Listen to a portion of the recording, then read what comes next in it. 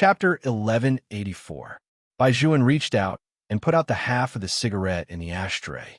When the smell of smoke on his body was almost gone, he returned to the bedroom. Aju was already asleep. Her fair and slender ankles were outside the blanket. There was also a pair of very beautiful feet. Even her toes were jeweled and made people like her.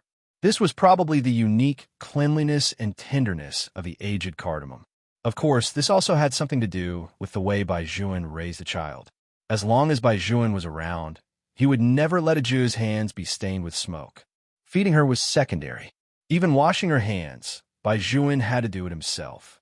That was why Aju had such tender and pure white skin. No matter who saw her, they would feel that the child was unbelievably clean.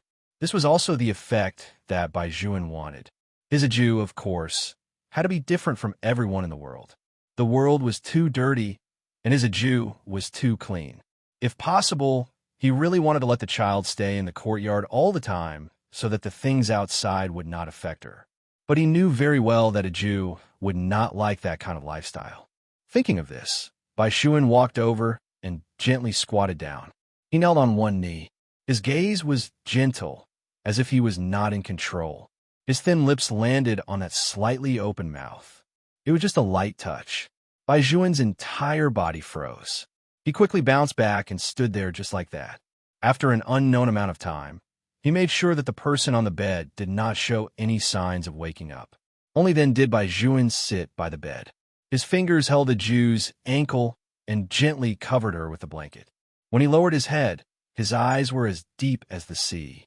In the morning, the sun set. The environment in the courtyard had always been the best in the city.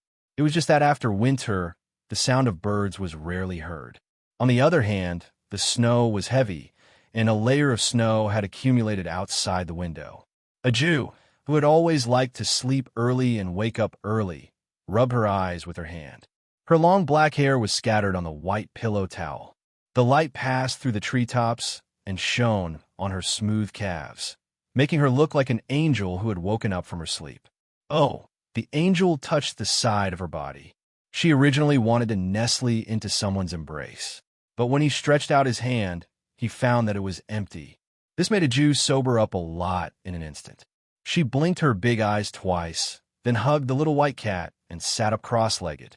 Did little brother go to another place to sleep yesterday? Why was that? Aju, who could not figure it out, was inevitably a little distracted during self-study. Because she had skipped a grade, Aju was now a junior high school student. Speaking of which, she had to mention her desk mate. Aju's desk mate's surname was Gu Mingchen. He was a very cool and beautiful young man. He was a transfer student. His hair was dyed dark brown, and he wore a black earring on his ear. He looked like a vampire. He seemed to be very powerful in school. It was said that as soon as he transferred, he became the boss of the junior high school. Many girls liked to stuff love letters in his desk. It could be said that in the past month, because of his appearance, Baijuan's voice had begun to decrease. Gu Chung did not like to talk either. However, unlike Baijuan, he was a person who liked to play very much. Even if it was a school uniform, he could still give off a ruffian feeling. There was a smell of cigarettes all over his body that could not be dispersed at any time. In fact, he had only been Aju's desk mate for a few days. The main reason was that the girls wanted nothing more than to get closer to him, while the boys obviously did not dare to provoke him for fear that they would be beaten up. The homeroom teacher thought about it, and thought it a good idea to let him be Aju's desk mate. First of all, although Aju was a girl, she was still very young compared to her classmates. There was no need to worry that she would affect her studies because of her first awakening of love. Secondly, Gu Chung could not beat her. That's right. This was the most important reason. Even Gu Chung himself was a little brooding. He actually could not beat a girl. Gu Chung did not want to recall how the girl in front of him grabbed his arm and threw him out when he wanted to beat up a classmate in the class. This was simply a shadow for him. Thinking of this, Gu Chung could not even sleep anymore. He simply opened his eyes and casually supported his chin as he looked at the little girl sitting next to him. For some reason, he actually felt that the person in front of him was much more pleasing to the eye than the class belle or school belle he had seen before. It was just that she was still too young. "Hey, I heard that your brother is that Bai Juan from the third year of high school. With a straight A student as your brother, do you feel especially pressured? Listen to me and stop learning. If you continue to learn, you will become a fool.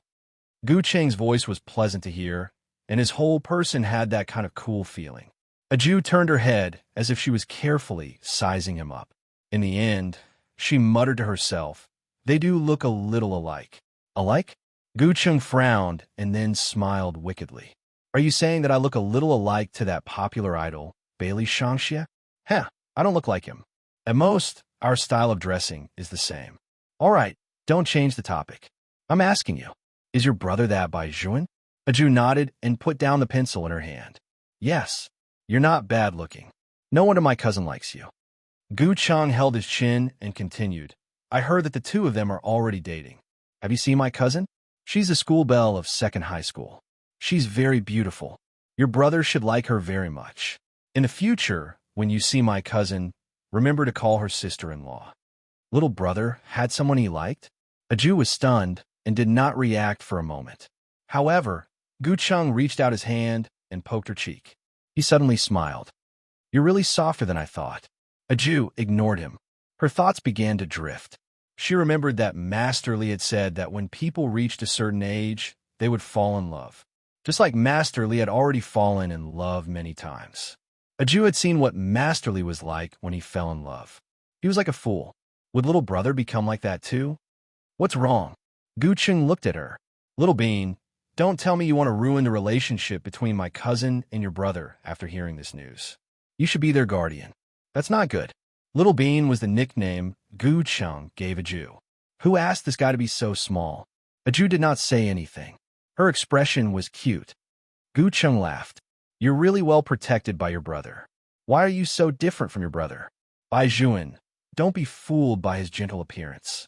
He's a good student in front of the teacher. In fact, he might be more playful than anyone else. Last time, I even saw him at a nightclub." All right, you don't know what a nightclub is. Chapter 1185. Although Aju's state of mind was smaller than her peers, it did not mean that she did not know anything. She had seen what nightclubs were like on television. She even knew that her little brother smoked. The last time she ran to the study, she saw Master Li and the others each holding a cigarette in their mouths. It was just that her little brother did not want her to know every time, and he did not allow anyone to come to see her with the smell of cigarettes on them. Aju's mind was thinking about falling in love. Gu Cheng was still talking, his voice lazy. "But even if your brother is in love, he won't let you know, right? After all, this kind of thing has to be hidden from the family." This made sense. Every time little Gangster Lee fell in love, he did it secretly. That's why, little Bean, you have to give your brother some space, understand? At the end of Gu Cheng's sentence, the bell rang.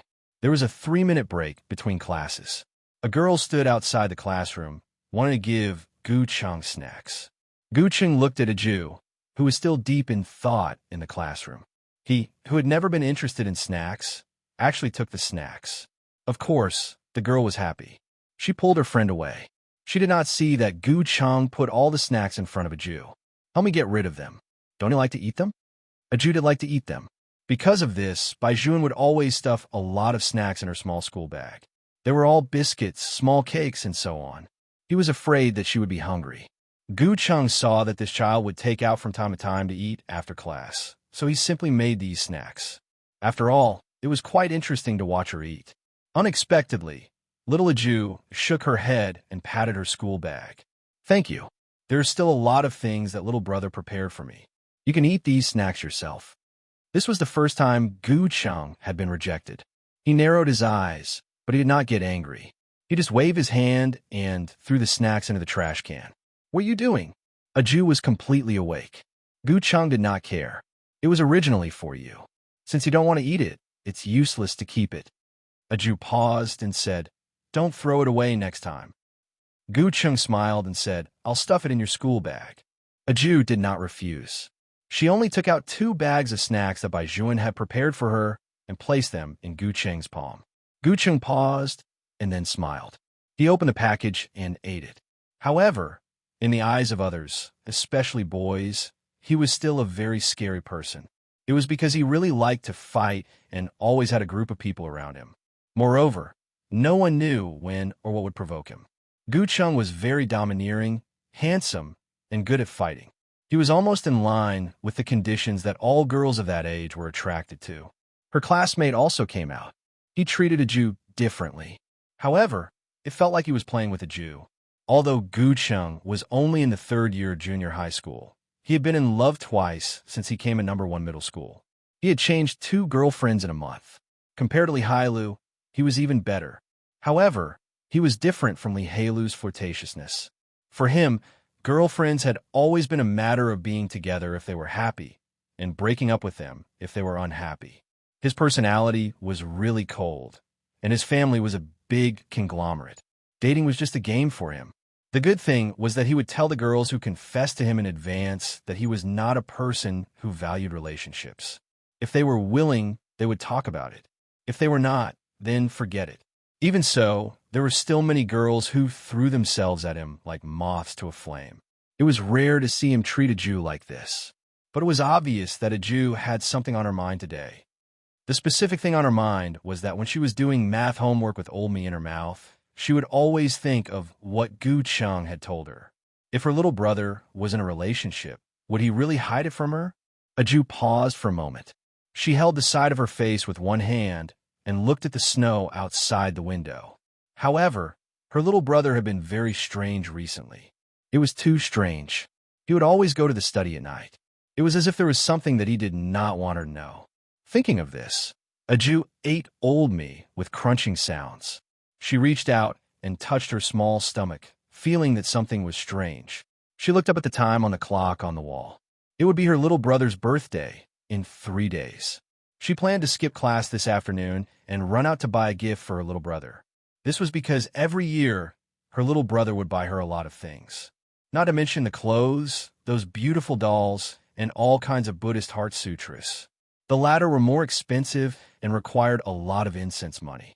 A Jew always felt that if she continued to be raised by her little brother like this, even if she became a host in the future, she might not be able to compare to the jade Buddha statues that her little brother had given her, especially the bracelet on her wrist. A Jew lowered her head and shook her left hand. "Where did you buy this bracelet?" Gu Chung was still lying on the table. When he took a closer look at the Buddha's head, even as a young master of a consortium, he was shocked. "This is a good thing. My father has one. It's made of pure jade, but he only has one Buddha's head. You have 18. How expensive is it?" A Jew lowered her eyes and took another bite of Old Me. "Little brother bought it for me." Bai Zhuan. Gu Chung shook his head decisively. "Impossible. Even if he is the only grandson of the Bai family, he can't have so much pocket money. Besides, how could he bear to spend it? This is pure jade." However, Gu Chung did not know. To Master Bai, it was just money spent on a Jew. He would never feel reluctant to spend it. A Jew had a Buddhist fate. When she entered the world, she was afraid of chaos. When Bai Zhuan saw this white jade Buddha statue, he made up his mind to buy it for a Jew. He wanted a Jew to be safe for the rest of her life. Gu Chung was right. No matter how powerful the Bai family was, Bai Zhuan was just an underage child. Old Master Bai would not give him so much money to buy a bracelet. But at the same time, Gu Chung did not know. Why did Bai Zhuan go to the nightclub that day? He was there to discuss a project. The project was done by him and Xiao Lin together. The people he came into contact with were all people in society. How could he not drink? However, just as Xiao Lin said, Master Bai just sat there with a smile on his face, but he did not touch anything. If it was not for buying this Buddhist bracelet for a Jew, Bai Zhuan probably would not even sit down. However, Gu Chung still underestimated the power of the Bai family. Bai Zhuan was the 3rd generation of the Red Seedlings. Any random item in his house was authentic. Moreover, Bai Zhuan's grandfather only had one grandson, Bai Zhuan. It was not a problem for him to be in business, politics, or the military. However, Master Bai had also said that buying things for his Jew must be the money he earned personally. Chapter 1186. A Jew did not know how to make money, but she already had a lot of money in her savings jar. This time, while Bai Zhuan was not paying attention, she stuffed all of it into the pocket of her school bag so that she could go and buy a gift for her little brother. But what should she buy? For the first time, a Jew, who did not know what worry was, felt that her brain was not enough. In the past, she had never worried about this matter, because every time this happened, her little brother would always kiss her on the top of her head and say that as long as she was by his side, it would be the best gift. But this year was different. Her little brother would be 18 after the new year. He would be an adult at 18. She had to give him a gift. But what should she give him? She entered another cycle. That's right. Since her little brother smoked, she would give him a lighter. In that case, the next time her little brother smoked, he would not have to always freeze outside with Master Lee and the others in order to disperse the smell of the smoke. After a Jew made up her mind, she sat up straight. This was the first time the homeroom teacher had encountered a child taking a leave of absence. Tell me, this child was too obedient. When she looked at you with a pair of big eyes that did not understand the world, your heart would really soften. Moreover, a Jew was definitely an honest girl. When the teacher asked her why she was going out early, she said with a serious face, to buy a birthday present for little brother. She really did not lie at all. In addition, the relationship between the bi-siblings was well known in the school. In the afternoon, there was also a sports and music class. In order to prevent a Jew from accidentally breaking any sports equipment during the sports class, the homeroom teacher generously wrote her a leave of absence. He also specially reminded her not to come back before the sport class ended. To be honest, every Wednesday was the most common day for the sports teacher, because on this day, he had to face a female student who could casually walk with a shot put. Last time, when he let a Jew fly the shot put, she threw it too far and smashed the window of the principal's office.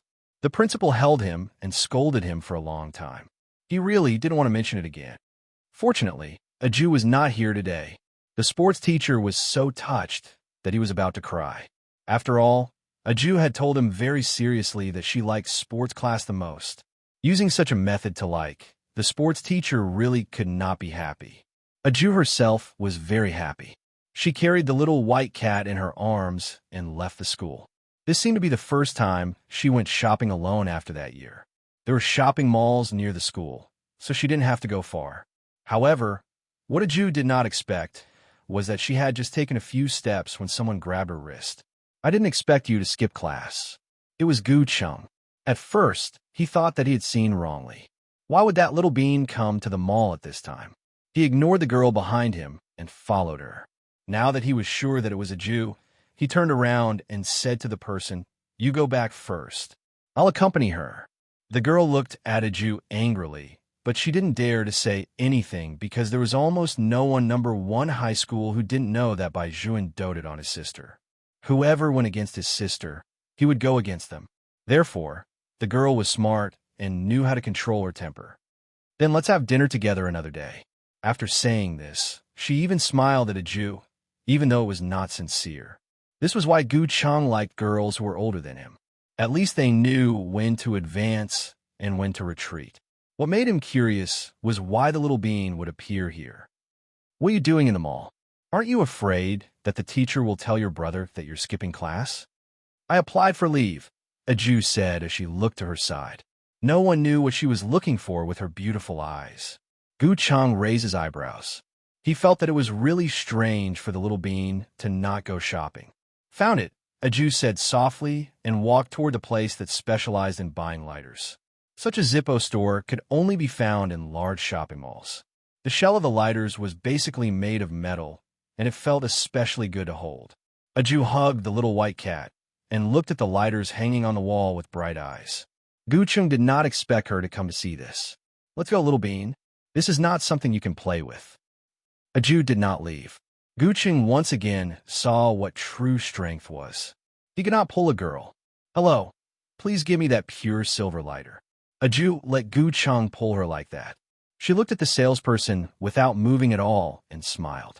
"And the pure black one on the right." The salesperson looked at her face. "Little beauty, you are still young. This brother is right. You are not suitable to play with this." "I don't play with it. I want to buy it for my little brother," a Jew said seriously. These 2 colors are the best match for him. So it was a gift. There was nothing to be surprised about. After all, there were students who came to buy lighters for their father.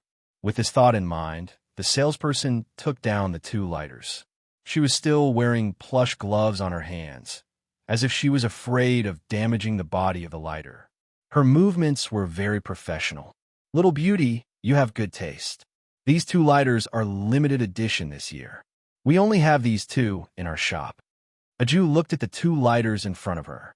Each of them had its own characteristics. The silver one was very clean and bright, and the black one had a perfect cutting curve. At a glance, it looked luxurious. Which one should she choose? Aju only hesitated for a second. In the next second, her eyes lit up. "Wrap them up for me."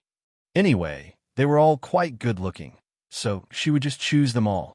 After buying the lighters, she could also buy a school bag for her little brother. She had been carrying that school bag for a long time. Although the little brother was very handsome, Aju found that she had fallen in love with this feeling. Bye. Aju's state really shocked Gu Cheng. "Little Bean, you're not done yet, are you? Bai Juan has so many clothes, you don't need to buy clothes for him, right?" Gu Cheng inexplicably became the leader. Aju still knew the ways of the world. "Gu Cheng, thank you very much. When I'm done buying, I'll treat you to a big bun. A vegetarian one."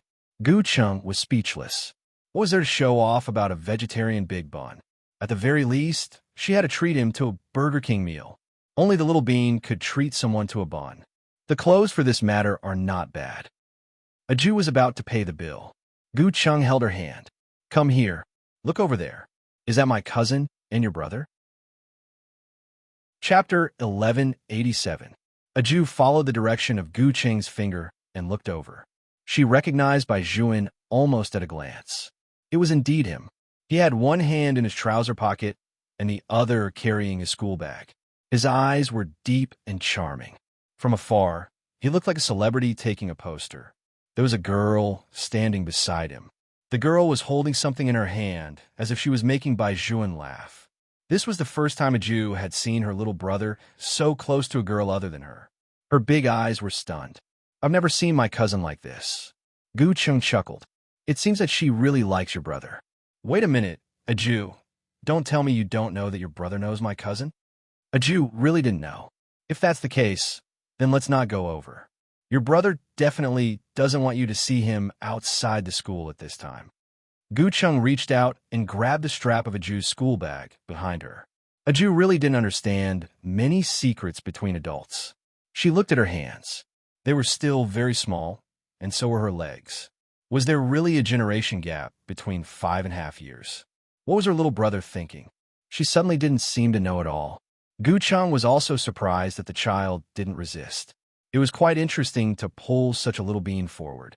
Who asked a Jew to be so cute? He would take her to Burger King or Pizza Hut later. The little bean, this foodie, must be hungry. Gu Cheng thought as he walked forward. He felt that his mood had become better. At this time, Bai Juan finally raised his eyes. He lazily twisted his stiff neck and tilted his head slightly. He did not expect to see the familiar little figure on the other side of the mall. At first, he thought that he had seen wrongly. When he ran over again and took a closer look, the person was already gone. Gu Rou followed behind him, as well as Xiao Lin, Li Hailu, and the others. Xiao Lin was the first to speak. He lowered his voice and whispered in Bai Juan's ear, "Since we want to cooperate, we have to care about the Gu family's face. Old Man Gu is still waiting downstairs. The conditions of the cooperation don't say that we have to accompany his granddaughter to go shopping." Bai Juan was still looking around. Xiao Lin chuckled. "This project can make a lot of money. Didn't you want to buy a temple for a Jew? You can't do it without 6 or 7 digits. We'll talk about this later. I think I saw a Jew just now." Bai Juan stretched out his hand to push Xiao Lin away. Gu Rou laughed at this moment. "Bai Juan, are you looking for your sister?" Hearing this, Bai Juan suddenly turned around and looked at her. "I saw your sister too. She seemed to be with my cousin just now. My cousin is different from ordinary junior high school students. He knows how to take care of people. Don't worry, the two of them seem to have a good relationship. A person like my cousin would actually carry a girl's bag. It's really not like him at all." The more Bai Juan listened, the heavier his eyes became. Anyone who came into contact with those iron-cold eyes would be frozen to the point of being unable to speak. Not to mention Gu Rou, who was standing in front of Bai Juan. She did not understand what she had said to provoke Bai Juan. He just put his hands in his trouser pockets and stood there, as if there was a coldness that kept people 1,000 miles away. Shaolin also understood what was going on. He was afraid that Gu Zhuan would do something in the mall, so he grabbed his wrist.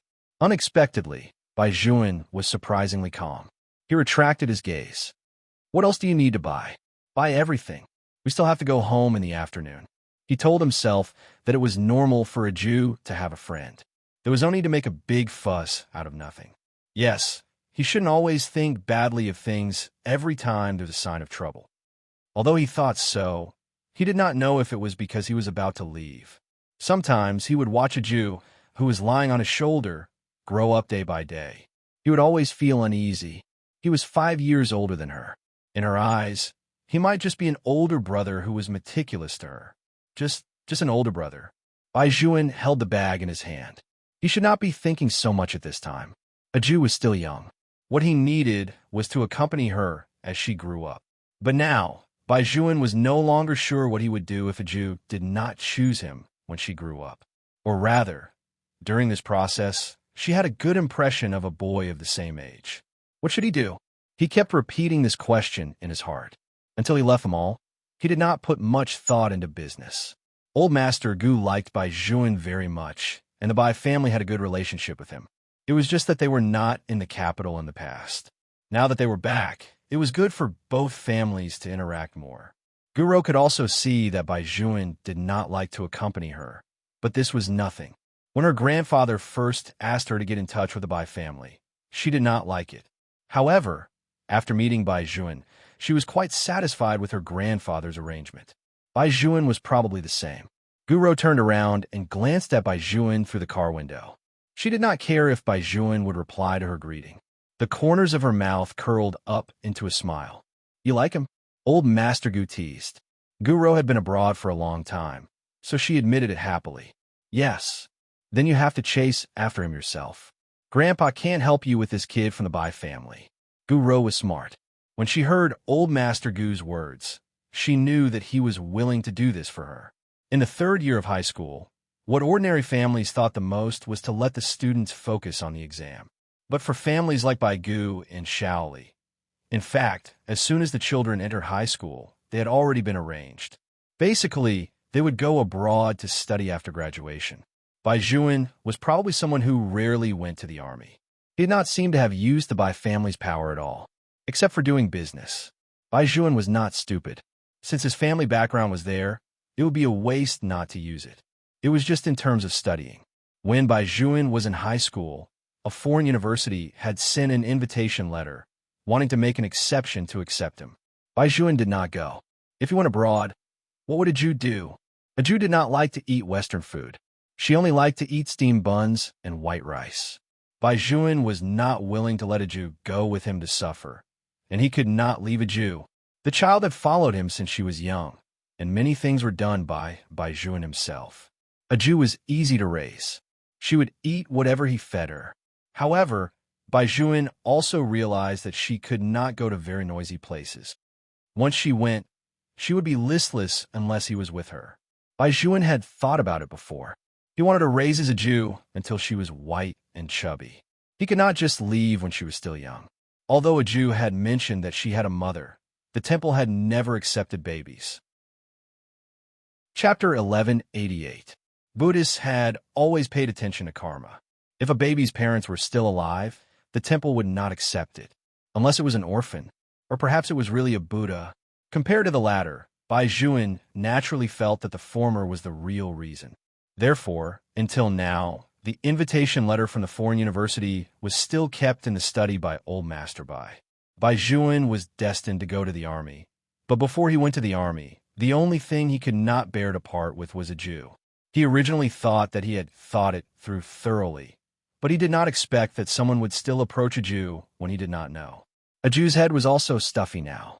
Looking at the hamburger that Gu Chung handed over, she shook her head. "Thank you, but I don't eat meat. I only eat vegetables. I want to go back to school. Otherwise, my little brother will be anxious if he can't find me later. He's shopping with my cousin now. He probably won't be able to find time to pick you up in the afternoon." Gu Chung wiped his hands.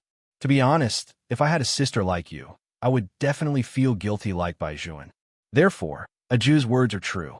Don't be too clingy to your brother. He must be in a difficult position. Otherwise, how could he not tell you that he even knows my cousin? He must be afraid that if you know, it will affect him. Aju tilted her head and pursed her small mouth.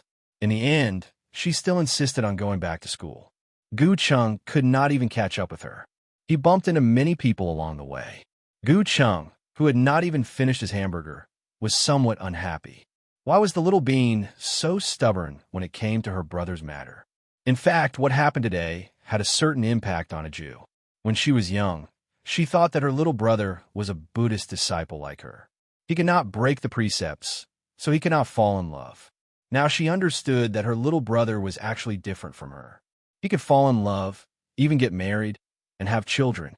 She had to ask if her little brother really had a girl he liked. If that was the case, she did not want to affect her little brother. But for some reason, she felt very awkward in her heart. Aju's awkwardness was reflected in the snacks that Bai Juan stuffed into her school bag. She did not touch any of them. Even when the little white cat used its soft head to nudge her, she did not want to talk to the cat, as usual. It was still snowing outside. Bai Juan was still waiting for Aju to finish class at the usual place. He was carrying a school bag on one shoulder and wearing a pure white down jacket, which made his eyes look even more distinct. The students who came and when were all looking at Bai Juan. It's Senior Colonel Bai. He must be here to pick up his sister. Do you guys feel that our school hunk is getting more and more handsome by the day? He's simply a Prince Charming. Not only is he famous in number 1 high school, but the students of number 3 high school and number 2 high school have also come to visit him. There's even a campus belle from number 2 high school chasing after him. I don't know if it's true, but according to reliable sources, the two have already struck up a conversation. It's fake, right? As a cis-con, senior brother doesn't have time to date, right? Other than picking up a Jew, I haven't seen senior brother with anyone else. I'm afraid it's true this time. My best friend is from number 2 high school. She even saw her senior sister and the school hunk go to Starbucks together and order takeout coffee. A Jew had the little white cat on her head as she listened to the discussions around her. For some reason, her footsteps felt a little heavy. She tilted her head to look and realized that she had not eaten the large pile of snacks in her school bag today. When Bai Juan saw her, his eyes completely softened. He reached out and took off her school bag. Then he frowned. Why is it so heavy? Yes, a Jew was beautiful. She reached out and hugged her school bag. She reported honestly, I didn't eat snacks this afternoon. Bai Juan paused for a moment and thought of her going out today. Aren't you hungry if you don't eat snacks in the classroom? I'm not hungry today. A Jew was still very obedient. She answered whatever he asked. I went outside to eat French fries. As he spoke, he inserted the straw into the yogurt bag and handed it to her. Why did you think of going outside today? A Jew thought to herself that this was bad. Little brother was going to know about her buying him a gift. If he knew about this in advance, there would be no surprise. How could she be so careless and be asked so many things by little brother? She could not help but reach out her hand to knock on her little head. Unfortunately, her left hand was already in Bai Juan's arms, and her other hand could only hold the yogurt. Nothing, just strolling around. A Jew lowered her head and lowered her long eyelashes. She sucked on the straw one after another. She looked a little guilty. Seeing this, Bai Juan's heart felt as if it had been punched hard by someone. A Jew's reaction was not within his expectations at all. He knew better than anyone how obedient a Jew was.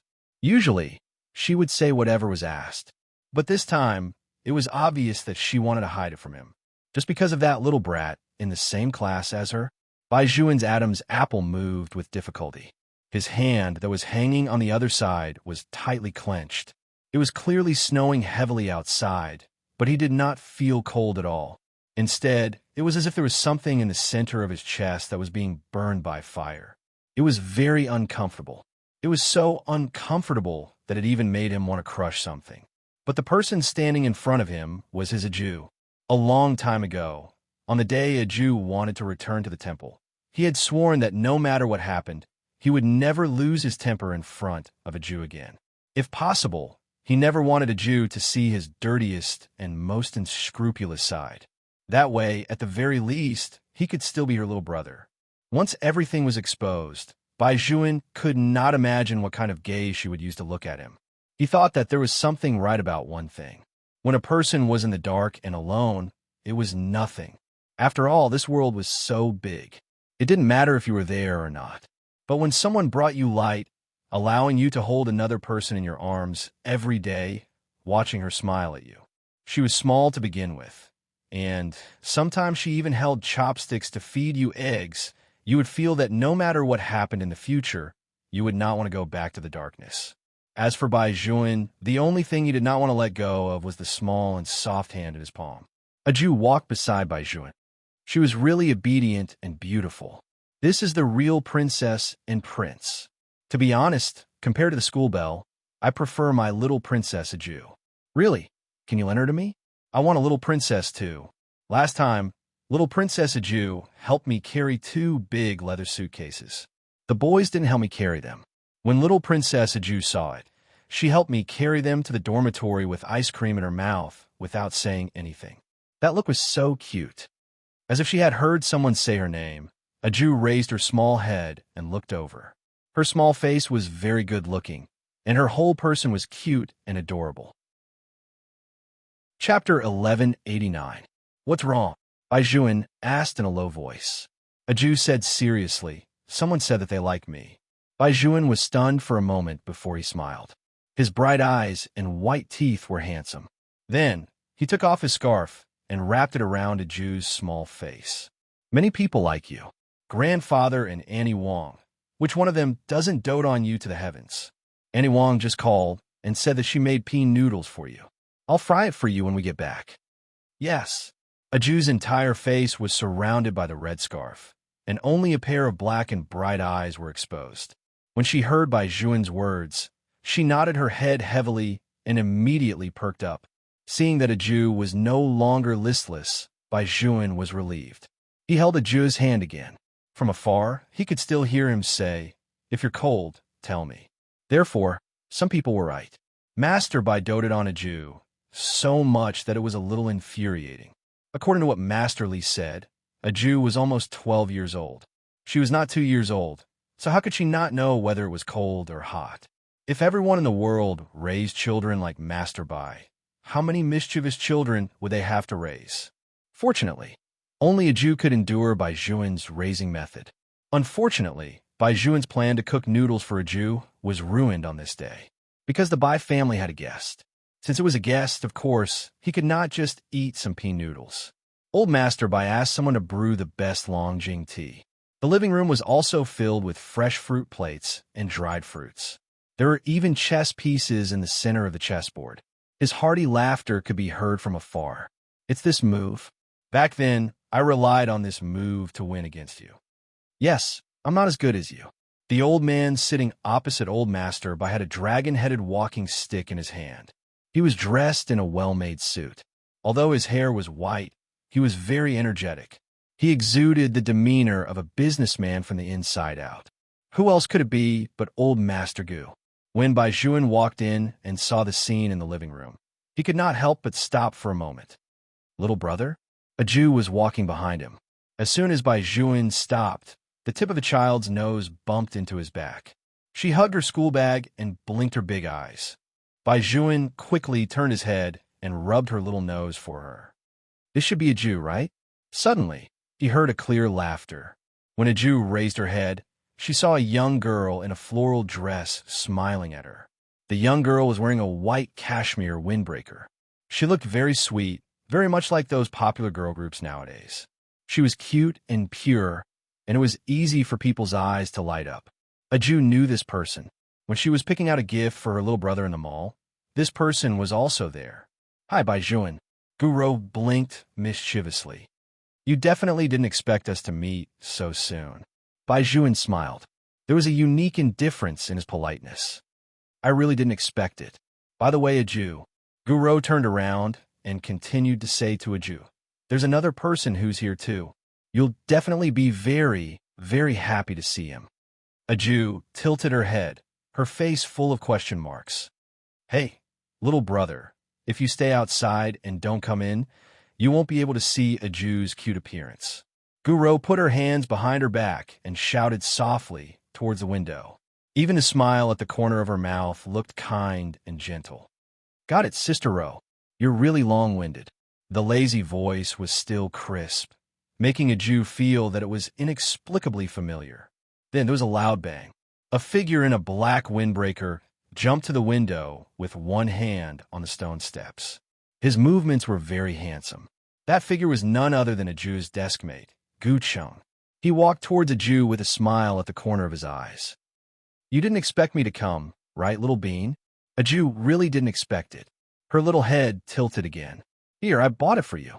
Gu Chung stretched out his other hand with a chocolate cream cake on it. A Jew liked to eat chocolate. Bai Juan only knew this. However, the feeling that the boy in front of him gave him made his heart tremble. This boy was very similar to that celebrity. Was it because of him that a Jew wanted to hide it from him? Bai Juan looked at the two people of about the same age talking there, especially since a Jew was very familiar with the boy. Bai Juan's slender fingers, which were hidden under his white coat, could not help but clench into fists. Even his deep eyes were filled with an unprecedented coldness. Gu Ro was still smiling. When she turned her head to talk to Bai Juan, she accidentally saw his clenched hand. She could not help but pause for a moment. Then, she followed Bai Juan's gaze and looked over. It happened to fall on her cousin and a Jew. Gu Ro frowned. She thought that she had seen wrongly. She must have seen wrongly. How could someone as arrogant as Bai Juan show such an expression? It was as if he was jealous. However, thinking about it carefully, probably any brother who had a sister complex would not be able to see his sister being close to other boys. Thinking of this, Gu Ro laughed again. She walked to Bai Juan's ear and said, "My cousin and a Jew have a good relationship, right? It just so happens that we can be even closer. What do you think?" Bai Juan turned his face and his voice was a little cold. Even closer? Gu Ro had never heard him talk to her in such a voice. She was about to explain. She heard old Master Gu laugh heartily. "Brother, look at these juniors. It's so lively when they gather together. Bai Juan is still the calmest child. Even my granddaughter, who is being chased by others, is helpless in front of him. Ha ha, grandfather." Gu Ro reached out and held old Master Gu's hand. "Why do you say everything in front of grandfather, Bai?" As she spoke, she raised her eyes and glanced at Bai Juan. Her thin skin was already a little hot. She looked crimson. Old Master Gu was puzzled. "You weren't like this when you were abroad. This is also strange. Gu Chung, look at your sister. She's even shy. She likes me." Gu Chung raised his eyebrows and smiled evilly. Originally, they were still happy, but Bai Juan suddenly interrupted the laughter in the room. "Grandfather, has a Jew's pea noodles been cooked?" Old Master Gu's laughter stopped. Old Master Bai really couldn't do anything about his grandson. "I'm not eating noodles today. Let's eat something else. I promised a Jew to cook noodles for her." Bai Juan stood up in a very indifferent voice and held the Jew's hand. "Grandfather Gu, I still have to cook for my sister, so I'll go down first." Bai Juan's words and actions were very polite. But it was precisely because he was too polite that it made people feel alienated. Old Master Bai frowned and did not say anything. Just then, Annie Wong walked out with the dishes and said hesitantly, "Young master, it's almost time to eat." Chapter 1190. Let grandfather and the others eat first. Bai Juan held the Jew's hand and walked into the kitchen at the side without looking back. The kitchen was semi-open, and one could see what was going on inside from the dining table in the living room. Old Master Bai smiled and greeted the Gu family. Come. Let's eat first. That kid cooks noodles very quickly. Ruru, Xiaoqing, all of you sit. Don't keep standing. I've long wanted to try Sister Wang's cooking." Old Master Gu was the first to sit down. He was not clear about the undercurrent between the children. The two old men had not seen each other for a long time and were very happy. The white wine was filled with a plate of peanuts and a pound of beef and sauce. It was no different from when they were young. When old people got together, they liked to talk about the past. On the other side, the two old men were talking happily. On the other side, Bai Juan had already washed the cucumbers and carrots. He was lowering his head and cutting them into very uniform cubes. The reason why Master Bai could cook now was all because of a Jew. 1 year, Annie Wong had gallstones. After the surgery, She had to stay in the hospital for at least half a month to recuperate. There was no one at home to cook. Although a Jew was not picky about food, there was also a canteen in the courtyard. However, in summer, when a child ate greasy food outside, it would not be easy to digest. One had to know that a Jew never got sick when she was in the temple. Seeing that the child's round little face had become sharp, Bai Juan was anxious. The only grandson of the Bai family, who had never touched the sun, opened the internet to search and prepared to cook by himself. The first meal was cooked by the two of them. A Jew loved to eat white rice.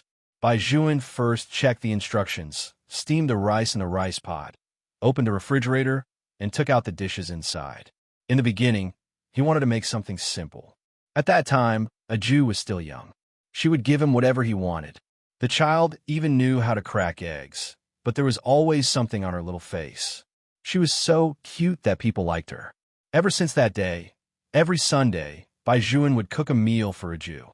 Even after Annie Wong was discharged from the hospital, this habit did not change. Little brother, do you need to put in eggs? I'll help you crack them. Now, a Jew's height was already above the kitchen counter. However, her cute expression did not change much. Her big eyes looked at Bai Juan, who was cutting vegetables sideways, and asked very obediently. Bai Juan smiled and put the vegetables into the glass bowl. No need, but there's something that I really need a Jew's help with. What is it? A Jew had always liked to help her little brother. Bai Juan lowered his eyes and broke the egg into another bowl. Without raising his head, he said, "Help me put on the apron." Wear an apron? This seemed to be the first time that little brother had asked her for something like this. A Jew nodded solemnly. With a small face, she seriously took off the apron hanging at the side and said to Bai Juan, "Little brother, turn around. Otherwise, I won't be able to put it on." All right. Bai Juan was wearing disposable transparent gloves and holding a white bowl in his left hand. The white bowl was filled with egg liquid. With a smile on his face, he casually raised his two arms and allowed a Jew, who was much shorter than him, to put on an apron for him. He had to put on the front first before he could tie the back. A Jew was very careful. Bai Juan could smell her hair when he lowered his head. Sometimes, some things would never change. For example, the gentleness in Bai Juan's eyes when he looked at a Jew. Perhaps he himself didn't think much of it, but others didn't think so. Bai Juan also could not control himself. He lowered his head, and his thin lips landed on a Jew's head. A Jew raised her eyes to look at him, and then reached out to touch her head. She was extremely cute. What about the back? Don't you want to put it on? Bai Juan raised his eyebrows and asked her. A Jew raised the apron in her hand. Of course I want to put on. Little brother, you have to be obedient and not move around. You have to cooperate with me. How do I cooperate with you? Bai Juan was amused. He used his free hand to wrap around a Jew. He was not in a hurry to do anything. A Jew stood in front of Bai Juan. In addition, Bai Juan's legs were very long. It looked as if her entire body was in his arms. The child was about to speak. A light laugh came from the other side. Grandpa wants a lab of vinegar. Bai Juan. Guro obviously thought that such a scene would occur in the kitchen, so she was stunned. Bai Juan reacted very quickly and circled the Jew with one hand. He put down the porcelain bowl in his hand and said indifferently, "What's the matter?" "Oh, I'm here to get something." Guro was indeed old Master Gu's favorite granddaughter. Even though she felt that there was something wrong with the situation in front of her, she did not say anything. Instead, she walked over nimbly with her hands behind her back. "I feel that you are very good at cooking. You cut it so beautifully. If I have the chance to try your cooking in the future?" Bai Juan did not answer. Instead, he asked in a very indifferent tone, "What do you want?" "Lab of vinegar." Guro was not affected by his attitude at all. Instead, her smile became even wider. "Grandpa, Bai said that your Bai family likes to eat this the most." Bai Juan did not say anything else. Instead, he lowered his head, took out a small jar from the kitchen cabinet, and handed it to Guro. Guro took it and turned her head to a Jew. "A Jew, do you want to go with me? Gu Chung is still waiting for you over there." "I'll wait for you," a Jew said as she helped Bai Juan put on the apron. She tilted her head and asked, "Is it tight?" "No." Bai Juan rubbed her head. The doting look in his eyes was obvious. "Do you want me to teach you how to cook?" A Jew's eyes lit up. Then, She nodded her little head heavily. In the future, if he was sick, she could also take care of him. Bai Juan had always been patient when it came to dealing with a Jew. First, he let a Jew stand in front of the kitchen utensils. Then, a hand came around from behind a Jew. With the smell of fresh grass, he said in a pleasant voice, "Light the fire first. But in the future, when I'm not around, you can't light the fire alone. I can do it myself." A Jew felt that she had been underestimated. Bai Juan bent down and rested his chin on her shoulder. He laughed softly. "Have you forgotten the last time you went into the kitchen and burned the wire of Annie Wong's beloved rice cooker? Little brother, Woolly Buddha, said that if you see through it and don't say it out loud, you can still be friends." A Jew clenched her small fists and said, "Don't always mention my dark history." Bai Juan smiled again. His fingers held the Jew's hand from behind as he taught the child how to make fried noodles bit by bit. Put the oil first, then put the egg in. Be careful that there is no water in the oil pot. Put in slowly. After Guro took the jar, she did not leave. She just looked at the side of the youth's face.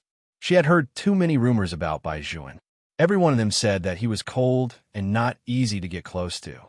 But when facing his sister, he was like a completely different person. Even if they were siblings, wasn't this kind of behavior a little too intimate? Chapter 1191. This was the first time a Jew was eating with an outsider, so she thought that she should eat slower when eating. It would not be good if others mistakenly thought that the Bai family was full of foodies. Bai Juan naturally sat beside her. He poured the fried pea noodles with lava vinegar and mixed it back and forth before placing it beside a Jew's hand. "Eat. Tell me when it's not enough." A Jew nodded and lowered her head to bite a portion of the noodles. The way she ate was very cute.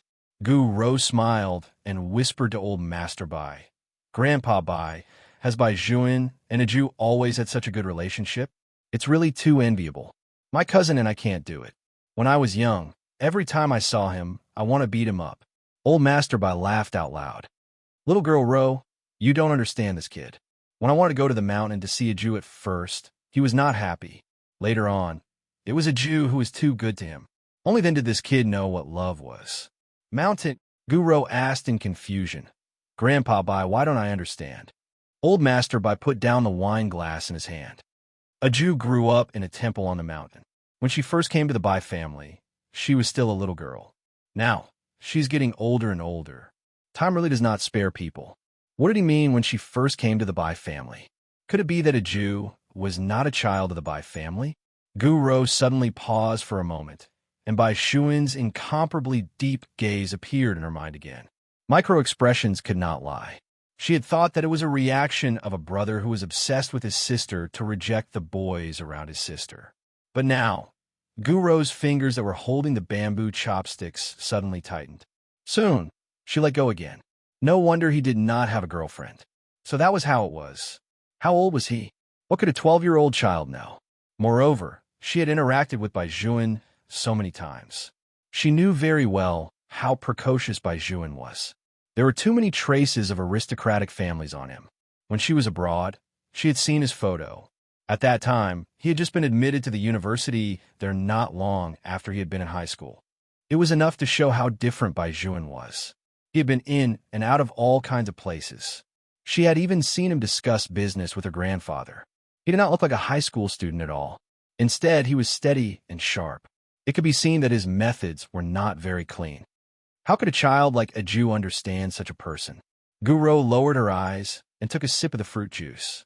She looked at a Jew, who was still eating the fried noodles, and smiled gently. Bai Juan might have been able to tolerate this child's clumsiness in the past. But in the future, if they weren't the same type of people, they wouldn't be together no matter what. So what if they had secretly developed feelings for each other? Bai Juan was 17. People at this age were at the stage where they wanted to try all kinds of new things, especially boys. And a Jew was only 12 years old at the end of the year. She could not even be considered a young girl. What would she know? How long could Bai Juan endure? Guro chuckled and put another piece of vegetable into her mouth. Then she rested her chin on one hand and asked kindly, "A Jew, is my cousin especially noisy during class?" Hey, Guqing did not eat much. He had also been watching the interaction between Bai Juan and Aju. Now that he heard Gu Rou mention his name, his eyelids lifted. He still looked very cool. Aju replied, "He doesn't make a fuss. He sleeps a lot. You two really have a good relationship." Gu Rou sighed. "You even know what this brat is doing. To be honest, what did you go to the mall today? Your brother and I saw you too. You were even walking hand in hand." Hand in hand. The person who revealed a surprised expression was old Master Bai. He first looked at Gu Cheng, then his gaze fell on Aju, as if he was asking. At that time, she was indeed pulled by Gu Cheng by the wrist, so Aju did not say anything. However, she did not want to continue this topic. This way, it was very likely that the matter of her buying a birthday present for her little brother would be asked. Therefore, she could only bury her head and continue eating the noodles. Gu Cheng understood Aju's thoughts. He lazily said to Gu Rou, "Sister, can you stop talking? It's just a shopping mall. You even had to make 4 or 5 calls to accompany me to the mall before you came out. You even said that it was cold outside. It's just a shopping mall. All right, since you said so, I'll believe you." Gu Rou laughed as she spoke. She said to old Master Gu, "Grandfather, look at how shy little brother is." Old Master Gu also laughed out loud. He couldn't help but look at Aju a few more times. He meaningfully said to old Master Bai, "This grandson of mine is very different to Aju." Old Master Bai also laughed. Old Master Bai also smiled, but it was much fainter than before. He said, "Aju has been likable since she was a child. All the brothers in this courtyard like her. The little tyrant of the Li family and the one from the Xiao family always give Aju whatever good food and fun they have. This child is born like this. It's not strange that Gu Cheng is like this." What surprised old Master Gu was that old Master Bai did not follow along with his words. Instead, he pushed away his intentions. However, thinking about it carefully, the two of them were still young. It was indeed too early to talk about this, so he focused on drinking again. Gu Rou did not ask Aju anymore. Instead, she playfully nudged Gu Cheng with her elbow. "Tell me honestly, what did you and Aju go to the mall for?" "Nothing, it's the little bean she—" Before Gu Cheng could finish his words, Aju took a small bean paste bun and pressed it into his mouth. "Annie Wong is very good at making this. Eat one." Gu Cheng had always been smart. He took the bean paste bun off his mouth and smiled. Okay, this boy was indeed very considerate of Aju. The two of them could be considered to have a common secret. Aju lowered her head and ate. She could not help but heave a sigh of relief. If Gu Cheng had said everything just now, then what would she do about the surprise she had prepared for her little brother? Fortunately, she did not expose herself. However, she did not know that when Bai Juan saw this scene, his entire body was almost motionless. Especially when Aju fed Gu Cheng the bean paste bun that he had picked up for her, Bai Juan and even his fingers froze. In his memory, other than him, Aju would not feed anyone else. But now, she was feeding a boy, and they even had such a tacit understanding. The fire in the depths of his heart seemed to be able to burn his entire body. Sometimes, Bai Juan always thought that it would be great if Aju did not grow up. If she did not grow up, she would always belong to him. But the reality was that not only had she started to grow up, but there would even be a day when she would leave him because of another boy. Swoosh! Bai Juan stood up. His eyes were covered by his drooping hair, revealing only the curve of his mouth. "I'm going to the kitchen to get something." Chapter 1192. Aju subconsciously raised her eyes, but she only had time to see Bai Juan's back as he left. Gu Rou turned her eyes and stood up. She smiled and said, "Grandfather, you guys eat first. I'll see what Bai Juan wants to take and help him bring it over." After all, Bai Juan looked too normal. There was no trace of him being left outside. Other than Gu Rou, who followed behind him, no one knew that Bai Juan's left hand was dripping with blood. "Do you need me to help you?" Gu Rou's eyes narrowed at first, then she laughed cheerfully. It was as if she did not see his left hand as she said something beside him. Bai Juan stood there quietly and did not speak. When Aju walked over with the little white cat in her arms, this was the scene she saw. She originally wanted to go over, but that scene looked very harmonious. She could see that the little brother had come out with an excuse just now. She originally thought that the little brother had come out to smoke, but now it seemed that she had gotten something wrong. Aju looked at the backs of the two people for a long time. Then, she lowered her head and looked at her small palm. Finally, she walked upstairs with her ears drooping. On the same day, Aju asked herself the same question twice. When would she look the same age as the little brother? After entering the room, the voices outside became softer. Aju sat cross-legged on the bed. She changed her meditation position, somersaulted, and finally lay on the bed. Her long black hair that reached her waist was scattered on the pillow. She was so beautiful that it was unbelievable.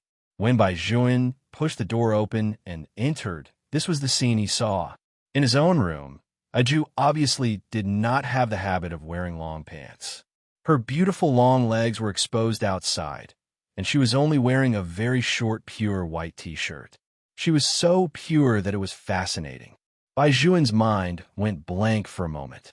The heat from her body was so obvious that it was difficult for him to ignore it. Before he could even react, he reached out and covered Aju with the quilt. His eyes became a little heavy. Don't wear this in the future, understand? Although Aju was at a loss, she was very obedient. Bai Juan carried Aju with the quilt and put her in his arms as if to distract himself. Why did you come up halfway through the meal? Are you full? Yes. Aju always felt that the little brother today was different from other times. It seemed that even his breathing was hot. Could it be that he was sick? Thinking of this, Aju reached out her hand and touched Bai Juan's forehead. It's not very hot. What's wrong? Looking at those incomparably pure big eyes, Bai Juan's hand tightened. It's nothing. Humans' body temperature will increase after eating. As he spoke, Bai Juan stood up. Put on your clothes and go downstairs. Annie Wong has cut the fruit that you like to eat for you. Aju nodded and was still very obedient. When she was eating the fruit, she was still worried that something would happen to Bai Juan, so she kept watching from the side. However, her little brother seemed to be too busy. After all, there were guests in the house. Adults like them had to sit together to discuss matters. For example, little brother and Gu Ro. Gu Chung looked at Aju from the side and lowered his voice. He said to her, "Little Bean, why don't you want your brother to know that you bought something for him? The day after tomorrow is little brother's birthday." Aju squatted at the side and teased the little white cat in a low voice. "I want to give him a surprise." Gu Chang raised his eyebrows in surprise. It turned out that the day after tomorrow was Bai Juan's birthday. He wondered if his cousin knew about this. "All right, that's all for today. We'll go back first." Old Master Gu stood up and said, "We'll go to the ski resort together tomorrow. You have to rest well." It turned out that the two old men had agreed to go on a trip together. Old Master Gu came to the Bai family at night to finalize the itinerary. Of course, Old Master Bai did not have any objections. After sending the Gu family off, he went upstairs to rest. Aju was also sleepy. She was very capable of laying out the quilt and other things. She placed the pillow at the head of the bed and even prepared the blanket. However, Bai Juan said that he was going to sleep in the guest room today. Aju looked at the empty seat beside her. She turned left and right. Finally, she hugged the little white cat and pushed open the door of the guest room with her pair of white and tender feet. For some reason, there seemed to be a very heavy breathing sound in the bathroom. Aju tilted her head to listen and took another step forward. "Who's outside?" Suddenly, Bai Juan's voice was heard. It was filled with a strong sense of hoarseness. Aju turned her body and hid in a corner. Could it be that he had heard wrongly? Bai Juan frowned and turned on the shower again. The water flowed down his back as if everything was normal. However, what puzzled Aju was that it was winter. Why was the little brother still taking a cold shower? After Bai Juan finished showering, he reached out and turned on the switch. He put on a white cotton t-shirt and shorts and walked out while drying his hair. Aju hid there and pressed her fingers between her lips, indicating for the cat on her head to be quiet. Bai Juan first leaned against the head of the bed and lit a cigarette. He only took 2 puffs before putting it out. Then, he picked up the wine glass beside him. No one knew what he was thinking. After about 10 minutes, he finally turned off all the lights in the bedroom. He reached out and took off his shirt, revealing his well-defined abs. Bai Juan indeed did not look like someone his age. He grew up in the courtyard. Although he had not joined the army yet, there would be people who would specially train him during the summer and winter holidays every year. The knowledge he gained was no less than anyone in the military camp. All of this was reflected in his perfect and slender figure. At night, Bai Juan was definitely the Bai Juan that a Jew had never seen before. His entire body emitted a fatal coldness and extravagance. Gradually, the night grew darker and darker. A Jew estimated that it was almost time. Only then did she stand up and shake her slightly numb legs. Just like that, she carried the little white cat in her arms and tiptoed closer to the soft bed. Then, she bent down and lifted the quilt. With her palms on the bed, she slowly crawled in with her head and body. Bai Juan was asleep. In addition, he had drunk 2 glasses of strong wine, so he definitely would not wake up so easily. Even if she crawled in, he would not notice her. A Jew's thoughts were very practical. Bai Juan was indeed not as guarded as before. Under the moonlight, he looked like a quiet prince. Even his sleeping posture had a natural nobility. However, when a Jew was halfway through, Bai Juan's originally closed eyes suddenly lit up. His reaction speed could almost be described as a cheetah. In a flash, Bai Juan pressed the bedside lamp with one hand and lifted the quilt covering his body with the other. Chapter 1193. Oh no, she had been discovered. This was a Jew's first reaction. A Jew herself was not on guard at all. Her small face was fierce, and her expression was cute. She just arched her body and looked at Bai Juan. Bai Juan did not expect that the person who broke in would be a Jew. He thought that it was a cat or something, so he was also stunned. A Jew took advantage of Bai Juan's pause to lie down on the bed and said very seriously, "I want to sleep in the guest room today." Bai Juan directly carried her up by the waist. There was a smile on his thin lips. "No, why?" A Jew's eyes would become clearer at night. Bai Juan's voice was deep. "Because I'm more dangerous at night." A Jew reached out and touched Bai Juan's face. "It's not dangerous." Bai Juan couldn't do anything about her. His original intention was to carry her back, but he couldn't bear to let go. "Then be good and don't move. I've always been very obedient, so I wanted to ask you why you've been avoiding me recently. Is it because I haven't been sleeping well recently? Then I'll change it a little now. Can we sleep together?" Bai Juan's eyes trembled. His fingers smoothed a Jew's hair. "You've always been very good." "That's good." When a Jew treated him, she had always relied on him. When she was happy, she wrapped her arms around Bai Juan's waist and rubbed her small face comfortably. Only then did Bai Juan realize that his upper body was naked. His back suddenly stiffened, and his body also heated up. "It's so hot." A Jew's forehead was still pressed against Bai Juan's heart. She opened her eyes to see what was wrong with Bai Juan. However, Bai Juan did not let her see. He hugged her and said in a deep and pleasant voice, "Be good and sleep." Reality proved that a Jew was still very obedient. In addition, with Bai Juan coaxing her, she fell asleep in less than 3 minutes. The only person who did not fall asleep at night was Bai Juan. He looked at the person in his arms. His heartbeat was so loud that he could not hide it no matter how hard he tried. There was also that damn reaction that should not have gotten up. Bai Juan was glad that he did not drink too much. If he drank a little more, he was not sure if he would see something worse than a beast. Perhaps a Jew would never know what he was thinking when he lifted the blanket and saw her. Bai Juan's eyes darkened. His eyes followed the moonlight and fell on a Jew's pink and tender face as he leaned over. A Jew always felt that something was biting her when she was sleeping. It was probably a mosquito, but she still slept very soundly that night. The next day, when the sun shone in, Bai Juan was still naked. His beautiful upper body and tight abdominal muscles were young and powerful. A Jew was held in his arms with one hand. She was pure and innocent. Gu Rou and Annie Wong had just pushed open the door when they cried out with a pale face.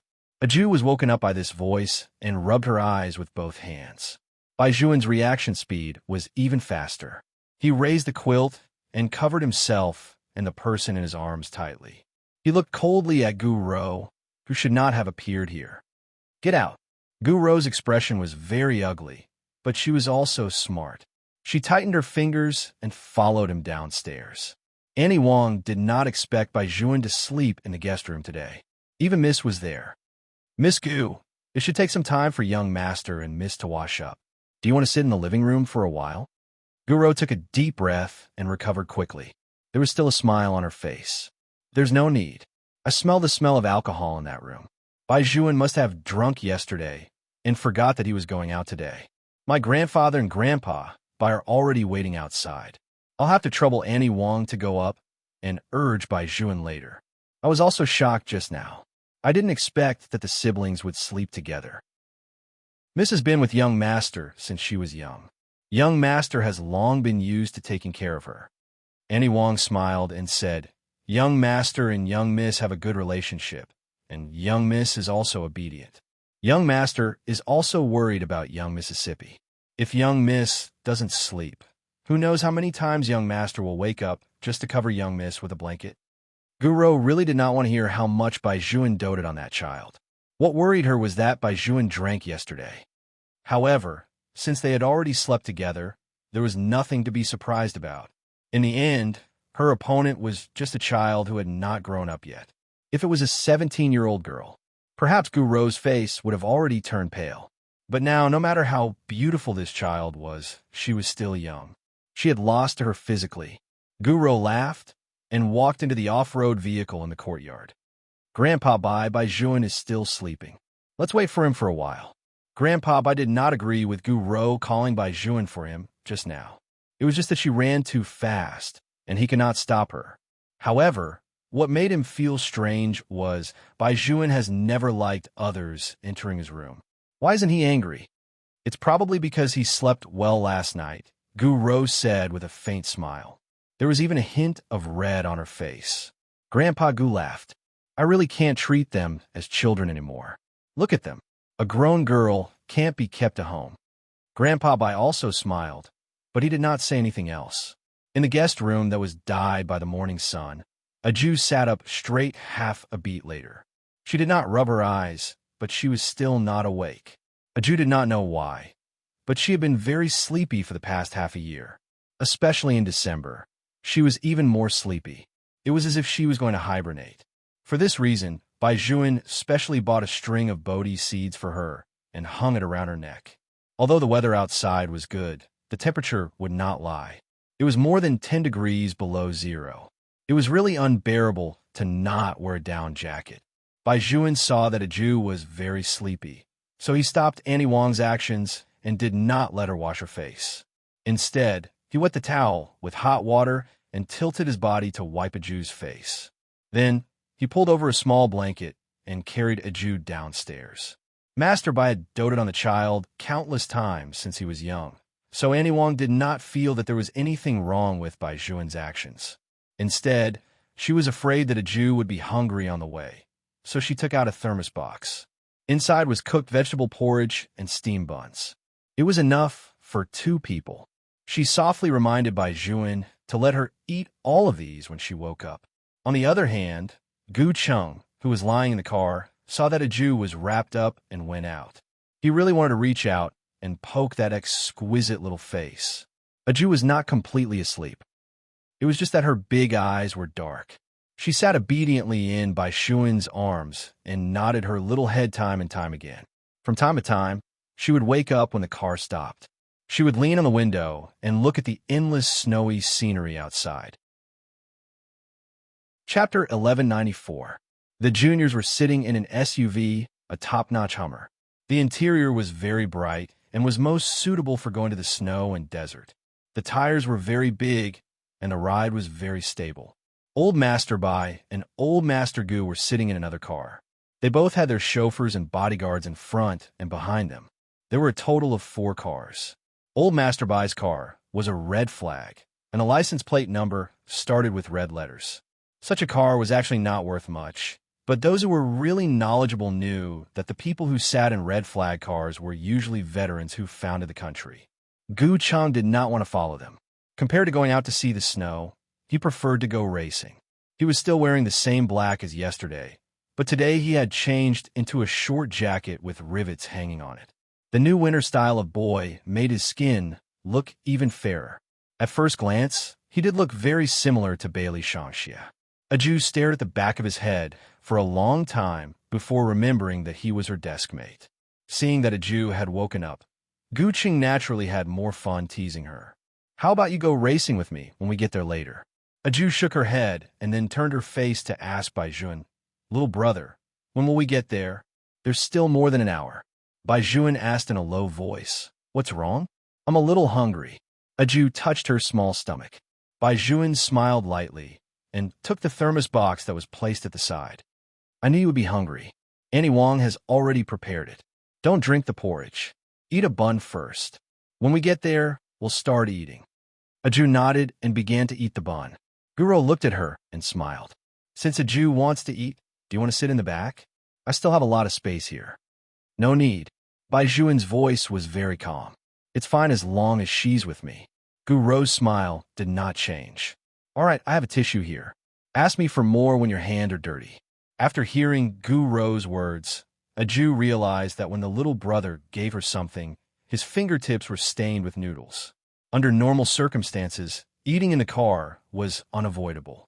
Aju had not noticed it before, but now that the bun was in her mouth, the taste was much less delicious. It was as if she was the only one eating in the car while the others were resting. After realizing this difference, Aju stuffed the steamed bun into her mouth and puffed up her cheeks. She did not take the second one as usual. Guro seemed to have prepared a tissue long ago. She had thought that it would come in handy. Unexpectedly, Aju on the other side actually picked up Bai Juan's hand and licked his finger. She licked the skin on his face. She looked like a cat. Bai Juan looked at her and rubbed her hair with his other hand. Guro's eyes darkened as she retracted her hand. It seemed that the person who tied the bell needed to untie it. Even if it was a child, she could not be underestimated. They had arrived at their destination.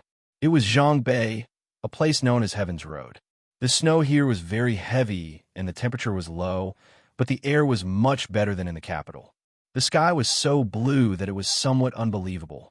Large white clouds floated above, as if one could reach out and touch them. Old Master Gu indeed knew how to enjoy himself. Such a vacation holy land was invested in by the Gu family. It was not like an ordinary hotel where one stayed in a high-rise building. Instead, he built a dozen classical wooden huts on the snowy ground. Each wooden hut was very large and had a beautiful design. One of the walls was completely transparent, and from inside, one could see the continuous snowy mountains and clear hot springs. The architect of the wooden house was French, and it was more of an exotic romance. There was a large fireplace inside, and the floor was covered with thick blankets. It was very comfortable and warm to step on. In such cold weather, no one would not like to wear them in such a house. 500 meters away, there was a ski club. Everything was very convenient. After lunch, the two elders were going to the tea house to drink tea and play chess. For this reason, Old Master Gu specially instructed his worrisome grandson, Gu Cheng, don't bully your sister Aju, understand? Grandfather, I've always been very good, a little bean, okay? After Gu Cheng finished speaking with an evil smile, he held Aju's hand and said, let's go. I'll take you to play. As if he knew that Aju would reject him. After Gu Cheng finished speaking, he immediately lowered his voice and said, didn't you see that your brother and my sister have gone to change into ski suits? The two of them definitely want to go skiing later. Why are you following them? Are you going to be a third wheel? Aju wanted to push Gu Cheng's hand away, but she paused. She remembered the backs of the two people in the kitchen yesterday. In addition to her little brother's reaction these few days, even her reaction had slowed down. Gu Cheng took advantage of this gap and brought Aju out of the door. It was indeed very beautiful outside. Other than the tall pine trees, there was an endless stretch of white snow. Aju grew up on the mountain. She liked nature very much, especially in a place like this that still retained its original ecology. It made her feel even more at ease. I'll take you to see my new pet, Gu Cheng said as he pulled Aju over again. He only stopped when they reached the backyard. The people here obviously knew Gu Cheng. All of them respectfully called out, young master. Gu Cheng held Aju's hand with one hand and lazily put the other in his pocket as he responded casually. It turned out that Gu Chung wanted a Jew to see a fierce Alaskan sled dog. It should have been an adult and was very big. She didn't know if it was because of the good food and the suitable temperature here, but she felt that the dog looked very scary. Its fur was very clean and as white as snow, but its neck was chained by an iron chain. Its eyes were very low. My cousin found this a few days ago. Don't get too close to it. Gu Chang said in a low voice. It bites too hard, so it was chained. A Jew still had her white cat on her head. The cat and the person looked at the sled dog. At the beginning, the sled dog was still growling at Gu Chung. Although it did not bite Gu Chung, it was not very friendly either. Now that a Jew had walked closer, the growl actually became lower and lower. In the end, it used its big head to touch a Jew's leg. A Jew had always liked animals. She hugged the big dog and said to Gu Chung very seriously, "It looks like little brother from back then. Can you sell it to me? I want to give it to little brother." Gu Chung, who was still thinking of quickly pulling a Jew away, was stunned. This Alaskan dog had even bitten a dog trainer before. Why was it as obedient as a cat in front of a Jew? Thinking about it carefully, the little bean's affinity with animals was indeed surprisingly good. When she was in school, there would often be birds and the like landing on her hands. Could it be that animals also liked simple-minded people? Chapter 1195. On the other side, in the French-style wooden house, when Bai Shuan changed into a ski suit and came out, a Jew was no longer in the hall. He looked outside the door and frowned. He turned sideways and took out his phone. When he called, he heard the ringtone on the coffee table ring again. A Jew did not bring her phone with her. But where did she go? Bai Zhuan turned his head and wanted to go to the room to look for her. At this moment, Gu Rou walked in with a smile. "Are you looking for a Jew?" She went out with Gu Chung and hasn't come back yet. The relationship between the two children is very good. When Gu Chung came out earlier, he felt annoyed when he saw those young ladies from the aristocratic families. Today, he took the initiative a lot. Don't worry. A Jew won't be at a disadvantage with Gu Chung. That guy knows how to play better than us. Moreover, when a Jew went out just now, her eyes were shining. Her hand was even held by Gu Chung. Bai Zhuan did not say anything. He put down the phone that was pressed against his ear and walked out. Gu Rou followed behind him. The corners of her mouth curled up slightly. "Bai Zhuan, let's go skiing too.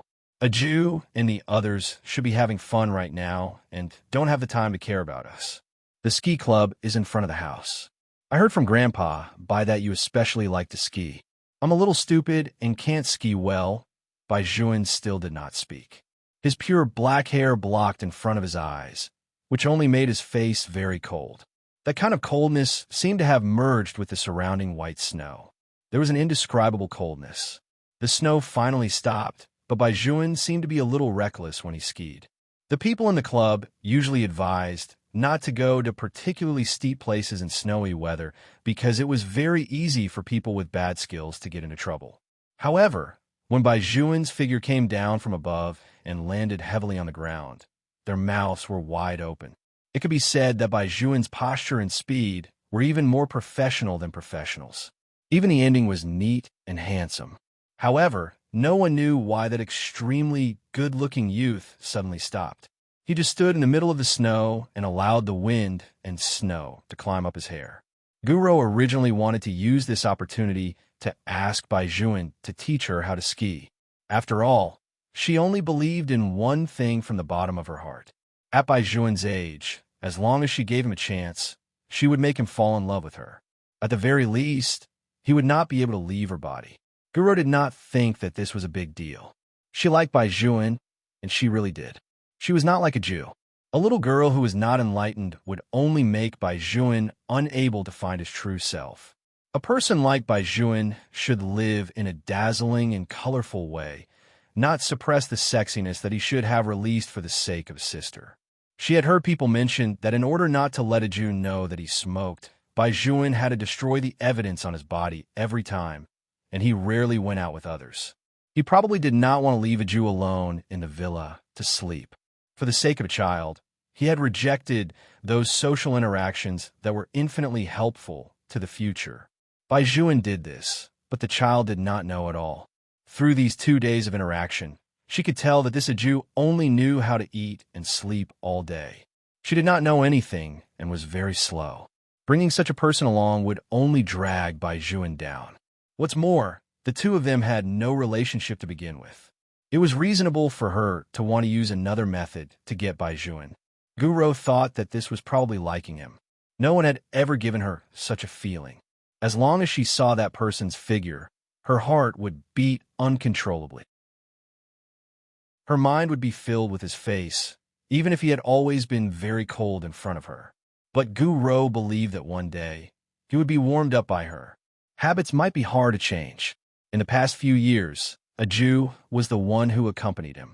As long as she accompanied him in the future, there would not be any problems.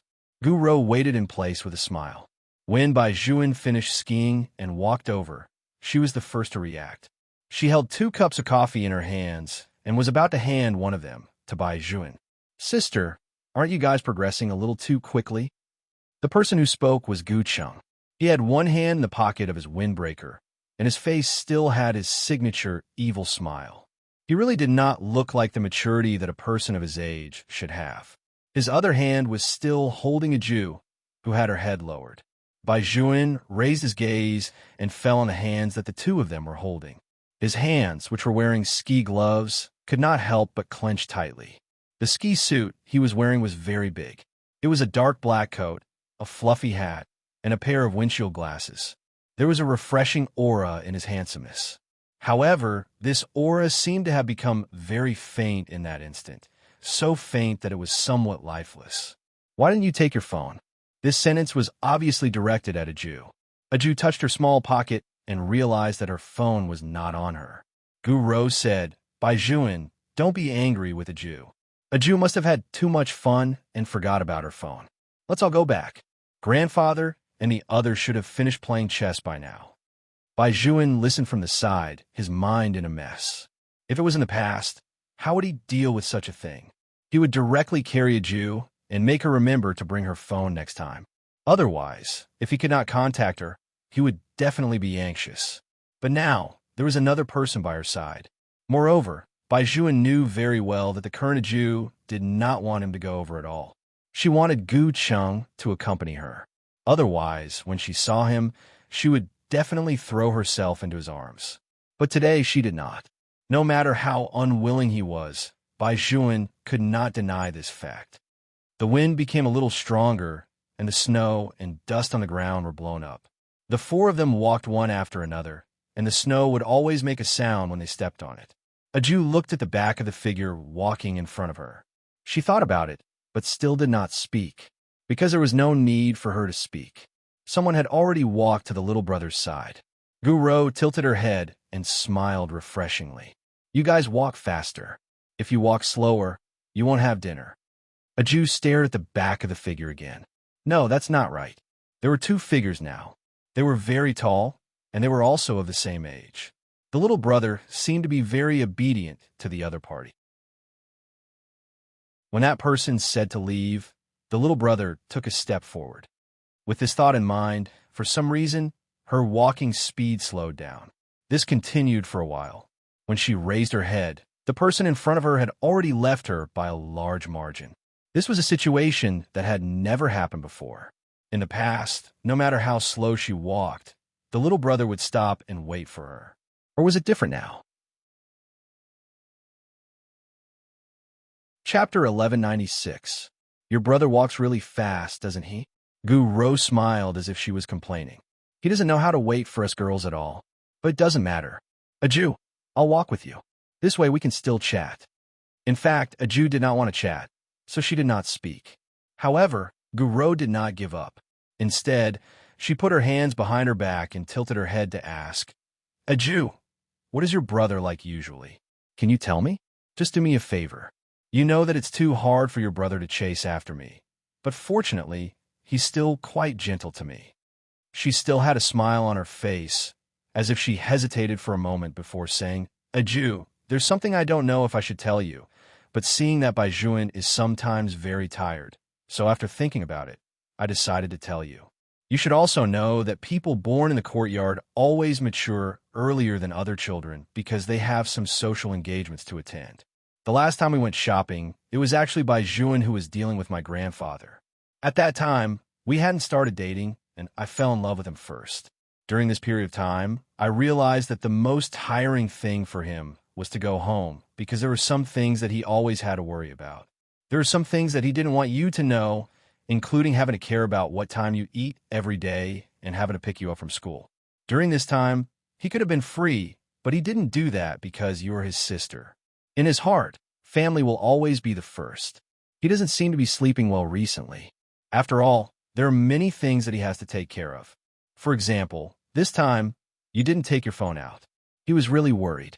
When he saw me just now, his expression changed. Whatever you want, Bai Juan will definitely give it to you. He is just afraid that you'll be sad. But a Jew, you can't ignore Bai Juan just because you are his sister. He also needs time to rest and fall in love. My words may be a little straightforward, but they are also sincere. Family members should tolerate each other. Moreover, Bai Juan only has you as his sister. A Jew opened her mouth. She wanted to say that she did not ignore her little brother. But when she thought about it, her little brother did spend most of his time with her. It was useful and useless. That was why her little brother was so angry just now. A Jew lowered her head and looked at her toes. She was like a little turtle. She had always wanted to be obedient.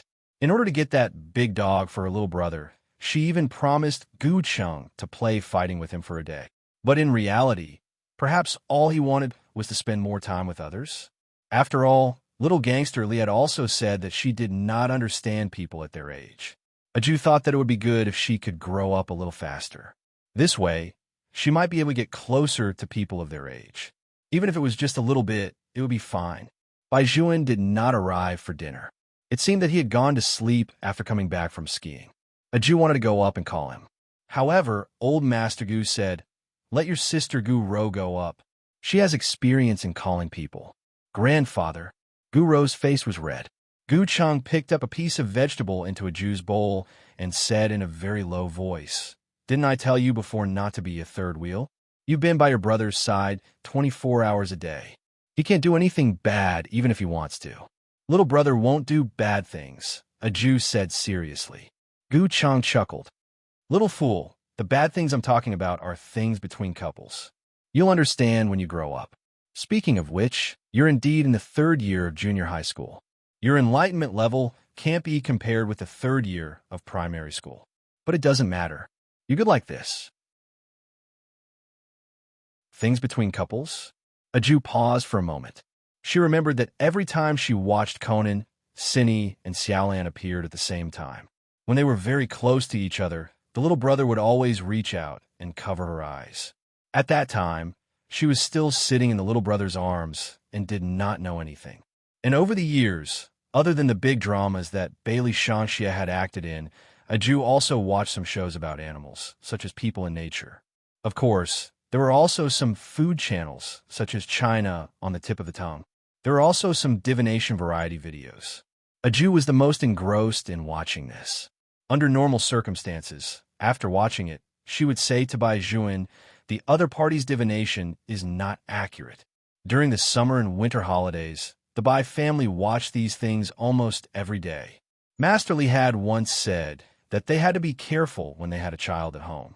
They could not watch any romance movies even if they wanted to.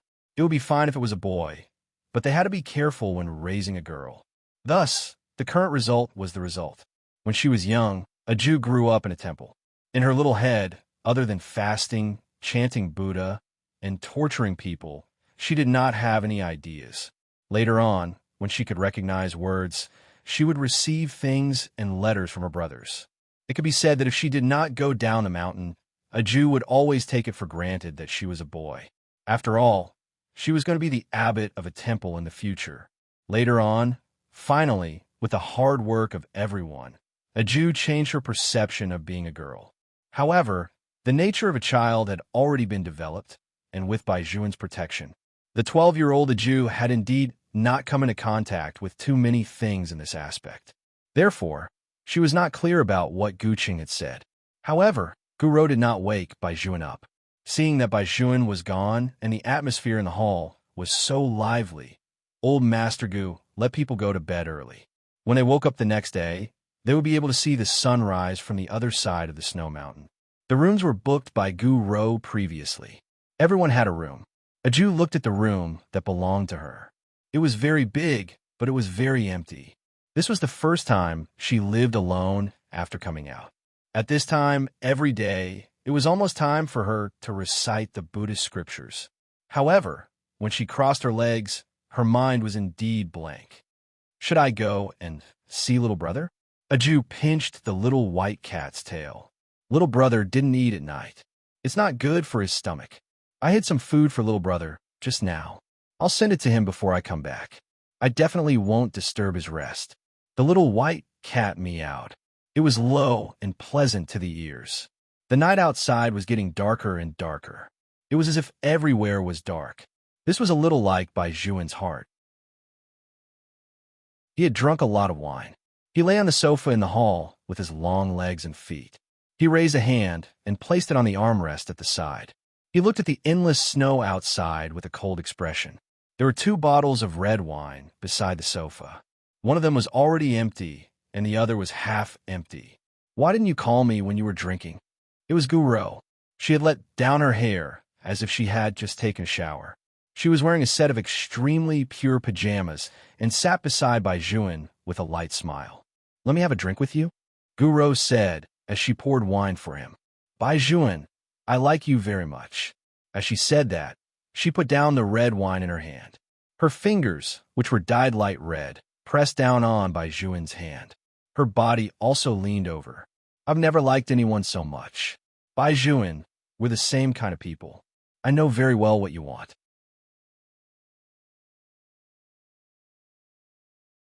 Chapter 1197. From the room in the corridor to the hall, there was only a glass window separating them, but it made a Jew, who was walking over, stop in her tracks. She could not hear what the 2 people inside were saying. However, she could see it very clearly. The 2 of them were very close to each other. They were so close that it was as if they were sticking together. There was a stuffy feeling in her chest. It was bloated. Aju did not know how to describe that feeling at all. It was as if she had lost something. She thought of a lot of words, and every sentence was saying that she had taken up too much of her little brother's time. So, did her little brother also want to have more time to fall in love? Aju lowered her head and looked at the tip of her feet. She hugged the little white cat in her hand and felt that her fingers were cold. She did not want to stand here. This thought was stronger than ever before. The moment the moonlight shone down, the figure of the underage person outside the window disappeared. Gu Rou's aura continued to approach Bai Juan. Her lips were painted with a faint powder, and she smiled pitifully. It was as if she was offering her entire body to him. Bai Juan shook his head. Then his eyes darkened. He pushed her to the ground and looked down at Gu Rou. His voice was very cold. I thought that Grandfather Gu's granddaughter would at least know what shame is. It seems that I still overestimated you. Gu Rou bit her lip. I did these things because I liked you. You drank so much wine. Do you know how worried I was about you? As she spoke, she stood up again. I know that you are not happy every day. We are in the same boat.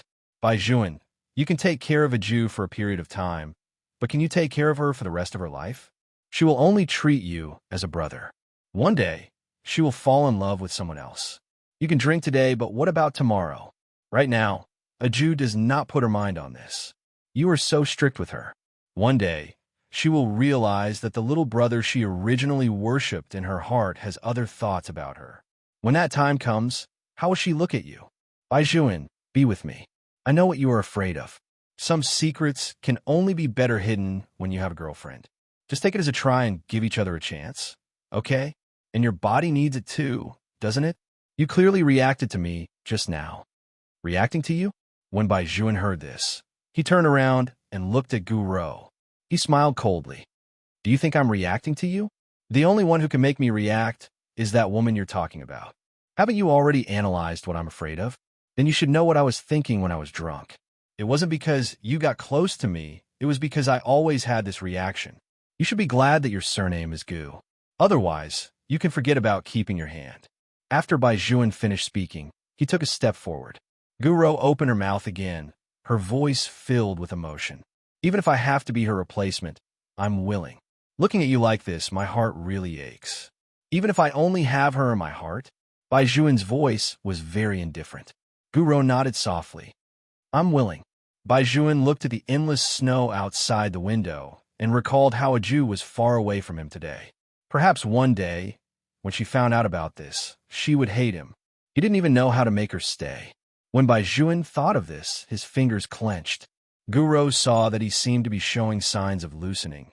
She said in a low voice, as long as you need me, I will appear, whether it's to replace her or to prevent her from hating you. You should have seen that a Jew likes to follow Gucheng. She might not be able to notice it now, but what does that mean? One day in the future, she will tell you that she's going to fall in love. What will you do then? Or do you still have this kind of thought like now? You should know what kind of person a Jew is. The things she likes shouldn't change because of anyone, right? And Bai Juan, to be honest, when you are with her, don't you feel tired? There are many things that she doesn't understand at all. You are 5 years apart, and you will always walk in front of her. She will never understand you. Why don't you try? Maybe after a long time, you will be able to forget her? Even if you can't forget her, I will accompany you. I will definitely accompany you. After an unknown amount of time, Bai Juan did not speak, but his black hair covered his eyes. Guro took a step forward and stretched out her hand. She looked like she wanted to hug Bai Juan from behind, but before her hand could touch Bai Juan's waist, the young man's voice sounded again. The young man's indifferent voice rang out again. He only said 2 words, no need. Guro paused and looked at him in surprise. Bai Juan, I don't want to. Bai Juan lowered his head and picked up the red wine beside him. His tone was indifferent. I don't want to treat anyone as her replacement. Because some people could not be replaced. Even if he could not get her, he would not use such a method to insult his girl. His Jew had been sitting in his arms since she was young, obediently accompanying him. There was only one Jew in the world who would feed him. What a joke. Why did he need someone else to accompany him? A Jew was the one who had taught him this kind of thing for a lifetime. If he wanted someone to accompany him, it should be his Jew. Guro looked at the tall and straight figure that did not let her touch him at all. Her hands were clenched tightly. She had never begged a boy so humbly before. How many people in the school were pursuing her? There were also those outside the school. Which one of them did not hold her in their hands? Why did Bai Juan not accept her? He was clearly so drunk that he could not even walk properly, but he did not agree to her request. Bai Juan had indeed drunk a lot, so that day, he did not go to a Jew's room, as usual, and cover her with a blanket. The night gradually darkened. A Jew sat in front of the wooden door and did not return to the bed. Her small face looked somewhat absent-minded. Her mind kept recalling the scene she had seen before. She shook it back and forth twice, and then again. But this time, no matter how hard she shook, she could not get rid of those images. She remembered what Gucheng had told her about what couples would do. In the past, when her little brother kissed her forehead, she had never thought that it was a big deal. Her little brother had said that there should be a morning kiss when he went out in the morning, and there should be a good night kiss at night. They both fell on her hair. But she didn't know that if her little brother did the same thing to someone else, she would be so sad. It was as if she was sick and her chest hurt. She didn't want her little brother to find a girlfriend. But this thought was too selfish. It was really too selfish. Xiaobai, what should I do? Chapter 1198. A Jew curled up her body and lowered her eyes. Her long eyelashes hid her fair little face, but her expression was still fierce. Woolly Buddha said that since you like someone, you have to fight for it. But at the same time, you can't destroy other people's feelings. Meow. The little white cat meowed and jumped onto a Jew's head. A Jew's fingers wrapped around its tail. How about this? Let's ask little brother together tomorrow. If he really has someone he likes, let's go home. Gucheng is right. Little brother usually spends too much time on me, and I have never thought about whether he is willing or not. Everyone wants to be with the person they like. I can't take up so much of his time just because I am little brother's sister in name. I know better than anyone that my surname is not by meow meow. The little white cat meowed twice in a low voice. It jumped down and nudged a Jew's hand with its head, meaning that it wanted her to go to bed and sleep. Aju closed her eyes, but the uncomfortable feeling of breathing could not be dispersed no matter how hard she tried. If only she could grow up a little more. The next day, it seemed that everyone woke up very late, except for Gucheng. He dressed up refreshingly and put on his ski suit early. He did not care if Aju was still sleepy or not. He directly dug her out of bed. "Hurry up and wash up. I got someone to make a very delicious sandwich. There's no meat in it. It's suitable for you to eat." Gucheng was here. Everything was done with his identity, and his work was also done cleanly and efficiently. Ever since he brought Aju out, the servants in the hall and the people from the club outside were all on standby, just so that their young master could have a good time. All the services were top-notch. Gucheng even got someone to drive a racing car, specially used in the snow. It was just right to bring the little bean out to enjoy the snow scenery. The car drove out and would not be back for a while. When Bai Juan went downstairs, it was 10 o'clock. He first went to Aju's room, but he did not see the person he wanted to see. Then, he went to the hot spring behind the house. In the end, the servant told him. In the morning, Aju and Gucheng went out and had not returned yet. When Bai Juan heard this news, his hand that was drinking water paused. BLK's mineral water bottle was almost deformed by his grip. From yesterday evening until now, 16 hours. Except for sleeping, the two of them were together. He had made preparations. What would happen if Aju met someone she liked one day? There were many situations. This included the fact that the first thing she did after waking up was not to look for him, but to look for someone else. As long as he thought of such a thing, he could not help but hold Aju's hand tightly. But now, Bai Juan realized that there was still a difference between imagination and personal experience. The former was just a little scared. As for the latter, every day felt like a year. Bai Juan had never felt that the hour hand on his watch was moving so slowly. He just stood there in the living room, his arm hanging by his side. The mineral water bottle fell to the ground with a dull thud. On the other side, Aju did not know why, but she was very sleepy. But in her heart, she was thinking about getting that Alaskan Malamute for her little brother. When she was young, Grandpa Bai had mentioned that her little brother had always wanted to raise a big dog. Later on, she came to the Bai family because of her small stature. She raised a large dog, afraid that it would pounce on her. After that, the little brother never asked about the large dog again. In fact, at that time, Aju had said that she was not afraid of being pounced on by the big dog. She could beat the big dog to the ground. But later on, the little brother still did not raise it. He said that compared to those worldly things, she was more important. He did not want her to have any accidents. Aju was very clear about how good the little brother was to her. Therefore, she had to get this big dog from Gucheng. She had to, "Hey, if you're tired, lean on my shoulder and sleep for a while." Gucheng laughed evilly. "Don't worry, you're still wet behind the ears. I won't do anything to you." Aju did not say anything. Gucheng drove the car in the snow and raised his eyebrows. What was going on? Why was it so quiet?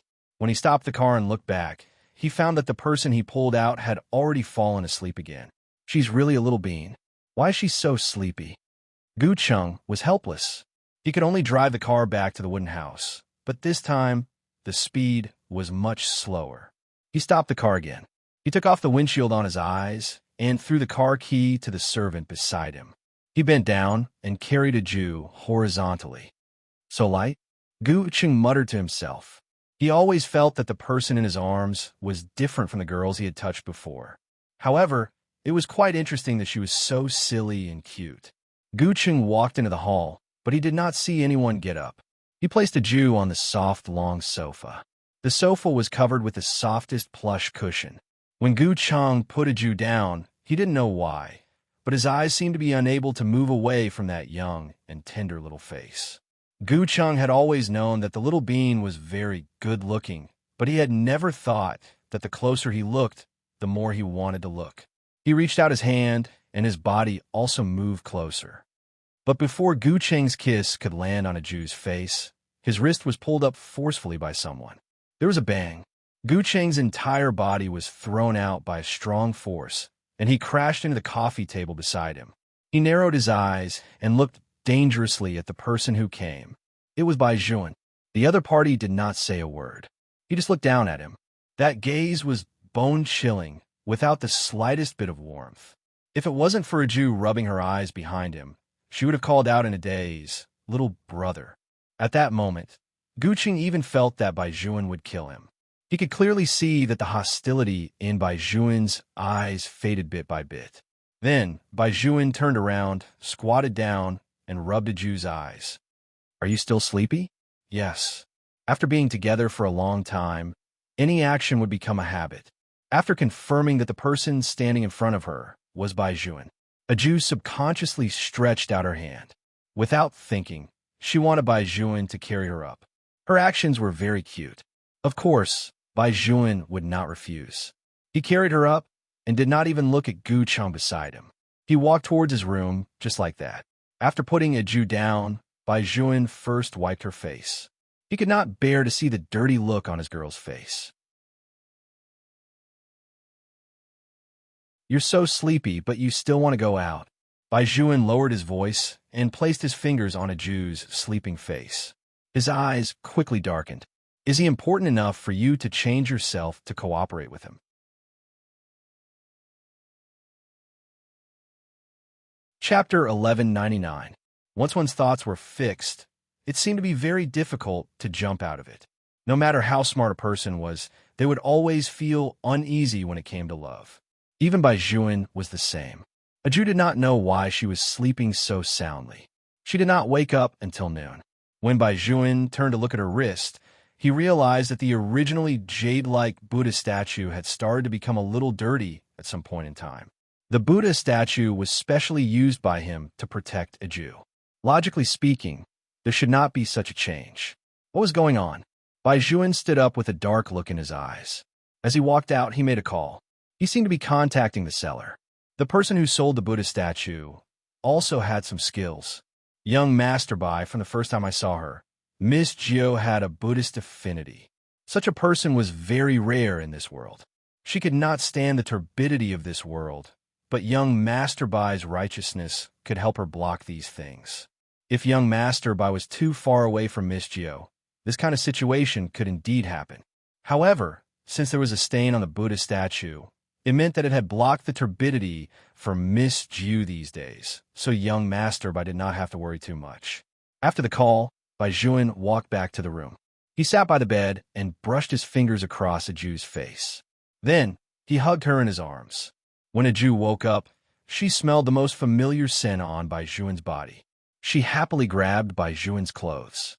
Just as she was about to say something, she felt her stomach swell. It was very uncomfortable. When she lowered her head, she realized that her back was stained with a small patch of blood. A Jew was instantly stunned. When she raised her eyes, she happened to meet Bai Juan's gaze. A Jew's small face was even more stunned. Of course, she knew what had happened to her. When she was in biology class, the teacher had told her. Therefore, a Jew subconsciously wanted to stand up and run to the bathroom outside the house. However, Bai Juan held her hand. It was rare for her to be confused. "There are other people outside. Put on my clothes before you go out." "No, that's not right. You better not get up. If you need anything, I'll buy it for you." A Jew was obedient. She waited for Bai Juan to get up. Bai Juan looked at her and unexpectedly calmed down as well. He laughed softly and pressed his fingers on her head. He rubbed it back and forth and then stuffed her into the blanket. "Wait for me to come up." A Jew grabbed the corner of the blanket with both hands and nodded obediently. His stomach still hurt, and his body felt like it was weighed down by something as heavy as gold. In the past, his teacher had said that those who came would be considered adults. Then, wouldn't she be one step closer to little brother in the future? A Jew was happy, but it was too awkward to move. Her stomach also hurt, and she kept falling. Her body was cold and hot. She curled up and closed her eyes. Her fingers were clenched into fists as she pressed against her lower abdomen, but there was a smile on her face. On the other side, Lorbai came out, but he didn't know what to do next. Without thinking, he dialed a number. The call was to Lihailu. When a girl comes, what is more comfortable to use? Bai Juan's voice was very indifferent. Little Gangster Lee was still playing games. "What do you mean by that?" "It's that. When Bai Juan said this, he had already walked out of the wooden house. Li Hailu bared his teeth. Fuck, my boss has become a spirit. What exactly is that? My period. As soon as Bai Juan finished speaking, the ski tourists who were still packing up in front all looked in his direction. Their expressions were very complicated. Li Hailu was so shocked that he threw the mouse away. What did you say? Don't repeat the previous question. Recommend a few brands to me. Bai Juan's voice became even fainter. Li Hailu stood up, and he didn't care about the game anymore. No, why are you asking me such a question? I'm not a girl. Master Bai, do you think you're doing this kind of thing? No matter what, I'm still half a class bell. Just tell me if you know what's good for you. Bai Juan raised his eyebrows and sneered. Cut the crap. Li Hailu immediately said, I know, but this shouldn't be divided into brands. The cotton one is very useful. It's best to buy the lengthened one. Wait a minute, Bai Juan, why are you asking me this now? Don't tell me you're planning to buy it yourself. I'm hanging up. I'll contact you when I get back. After Bai Juan asked his question, he planned to hang up. Li Hailu was still shouting on the other side. Tell me clearly. Hey, Bai Juan. Bai Juan. Fuck. Li Hailu saw that he could not call Bai Juan back, so he simply turned his head to Shaolin, who was sitting beside him, and said excitedly, Did you hear that just now? Shaolin covered his left face and gestured for Li Hailu to look to his left. Only then did Li Hailu remember that he was not playing games at home, but at an internet cafe. He tilted his head slightly and saw that those who were not wearing earphones were looking at him. Their meaning was obvious. They were basically saying, how could a big guy like you know so much about women's products in such detail? Li Hailu really wanted to bury himself. His lifelong reputation was ruined because of that. However, after being annoyed, he still had to gossip. He held Shaolin's hand and did not care whether he was still fighting or not. Tell me, what's wrong with Master Bai? Isn't it what you heard? Shaolin was very calm. Someone who can make Bai Juan personally buy this thing. A Jew. Li Hailu slapped his forehead and was stunned again. Then, with a look of regret, he said, Why didn't we go skiing with them? We missed such a good show. Master Bai personally bought tampons. Thinking about that scene, it's funny. In fact, it was indeed the case. It was probably related to Bai Juan's temperament. It was indeed not appropriate for a person like him to stand in front of girls' products. Not to mention, he even bent down and carefully selected them. The salesperson beside him kept looking at him. Bai Juan did not avoid it.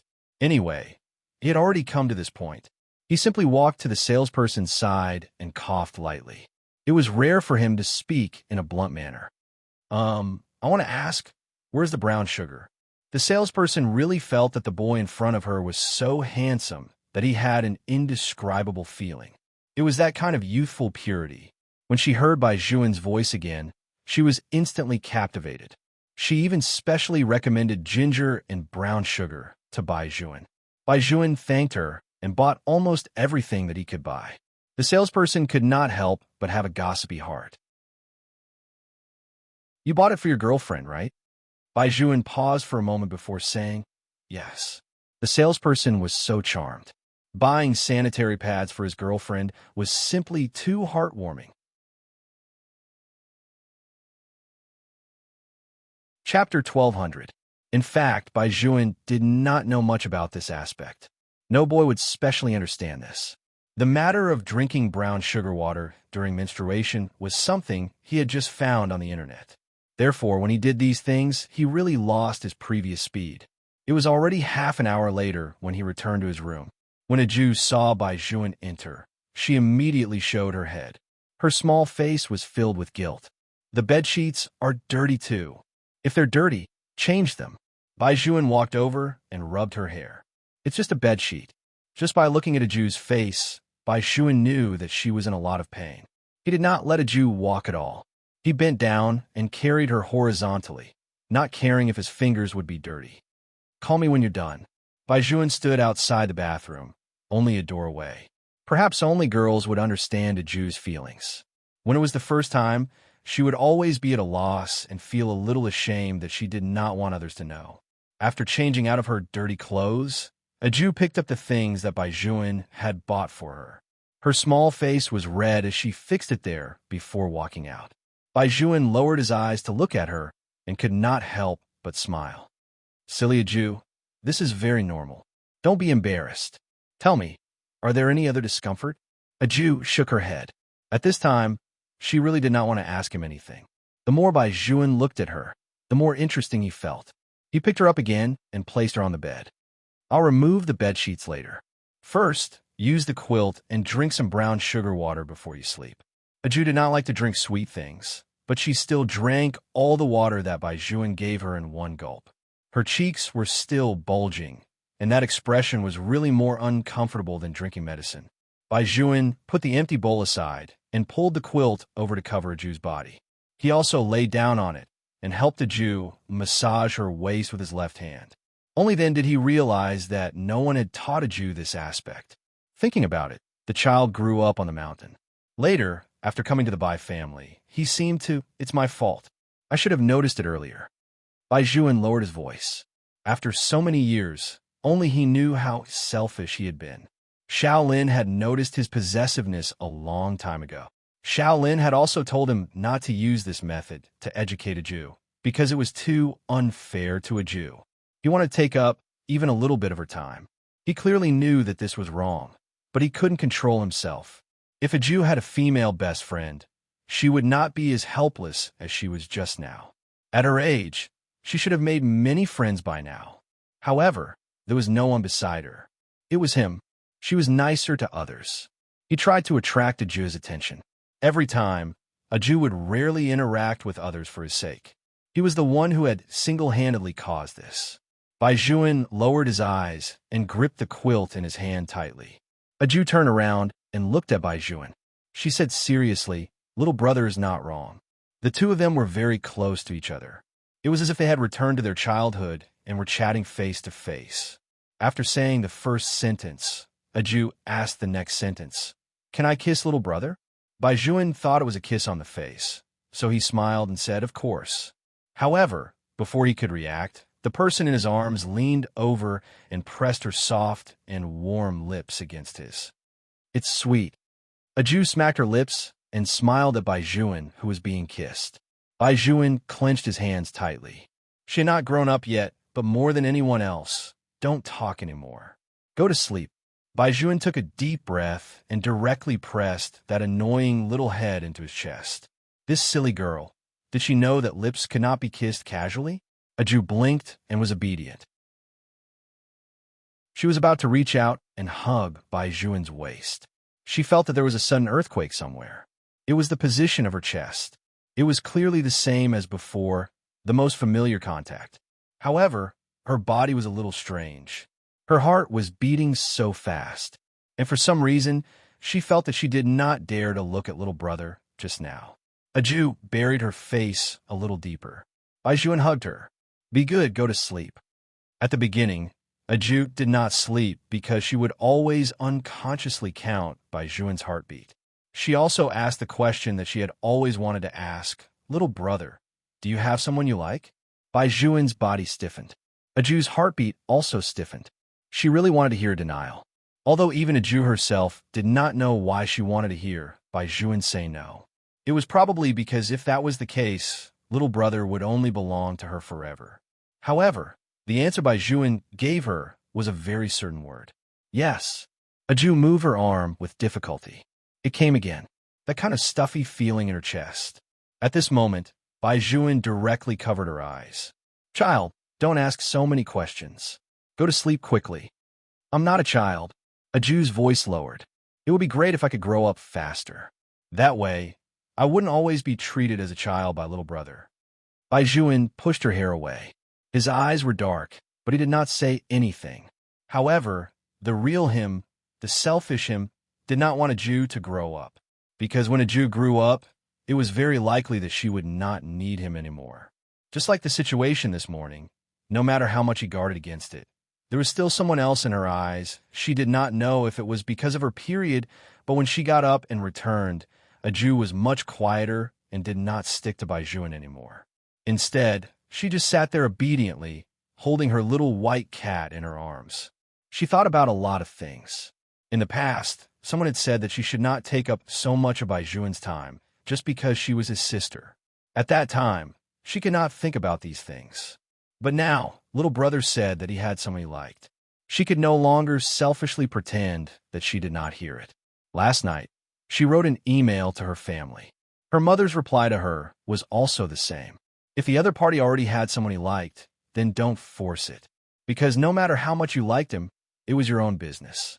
Even if you got the love that had hurt others, it was not open and above board. Little brother should want to be with the person he liked. But with her around, he was worried about her. Because in his heart, she was still that child who always needed others to take care of her. A Jew lowered her head and looked at her hand that had not grown up yet. Her big eyes lost a lot of luster. Beauties kiss me goodnight. Chapter 1201. The next day, Baizhuan and the others still had to go to class. There were only 7 or 8 days until the winter vacation.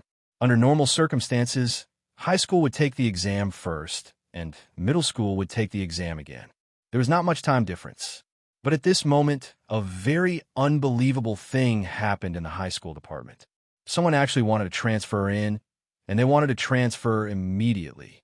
They were transferring to high school grade 3 Class A. Not only were the teachers in the office surprised, but even some of the directors were surprised when they heard about this. It was already time for the exam. Why would they transfer? Moreover, the 3rd year of high school was the most important year. Wouldn't it affect their studies if they transferred? The teaching standard of number 1 high school was one of the best in the country.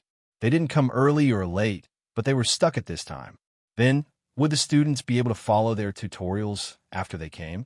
They had already finished teaching all the high school knowledge points when they were in their 2nd year of high school. Now, they were in a state of revision. Students who had not listened to the lessons would probably find it difficult to adapt. Under normal circumstances, as a school, they had to consider the other party's aptitude. Even if they wanted to transfer, they had to wait until after the new year. But this time, it was very strange. The school's higher-ups did not say anything and directly arranged for them to enter high school grade 3 class. Really? Or is it fake? A transfer student? It's true. I just went to the teaching office and saw it. It's a handsome guy, very handsome, at the school bell level. Handsome guy? Come on. Can he be more handsome than Ga Baizhuan? Even a few schools combined can't compare to him. The female student who revealed the news hesitated for a moment and said, "How should I put it? If you said this in the past, I could tell you with certainty that he can't be more handsome. But that person just now, he's not inferior to Ga Baizhuan. It's mainly because of his temperament. He's like a prince. You'll know when he comes. Is it that exaggerated? I don't believe it. Godbai is a player who can PK all the boys in the district. What kind of person can he?" The student who was speaking suddenly paused because outside the classroom, a young man in a white shirt walked over with a smile on his face.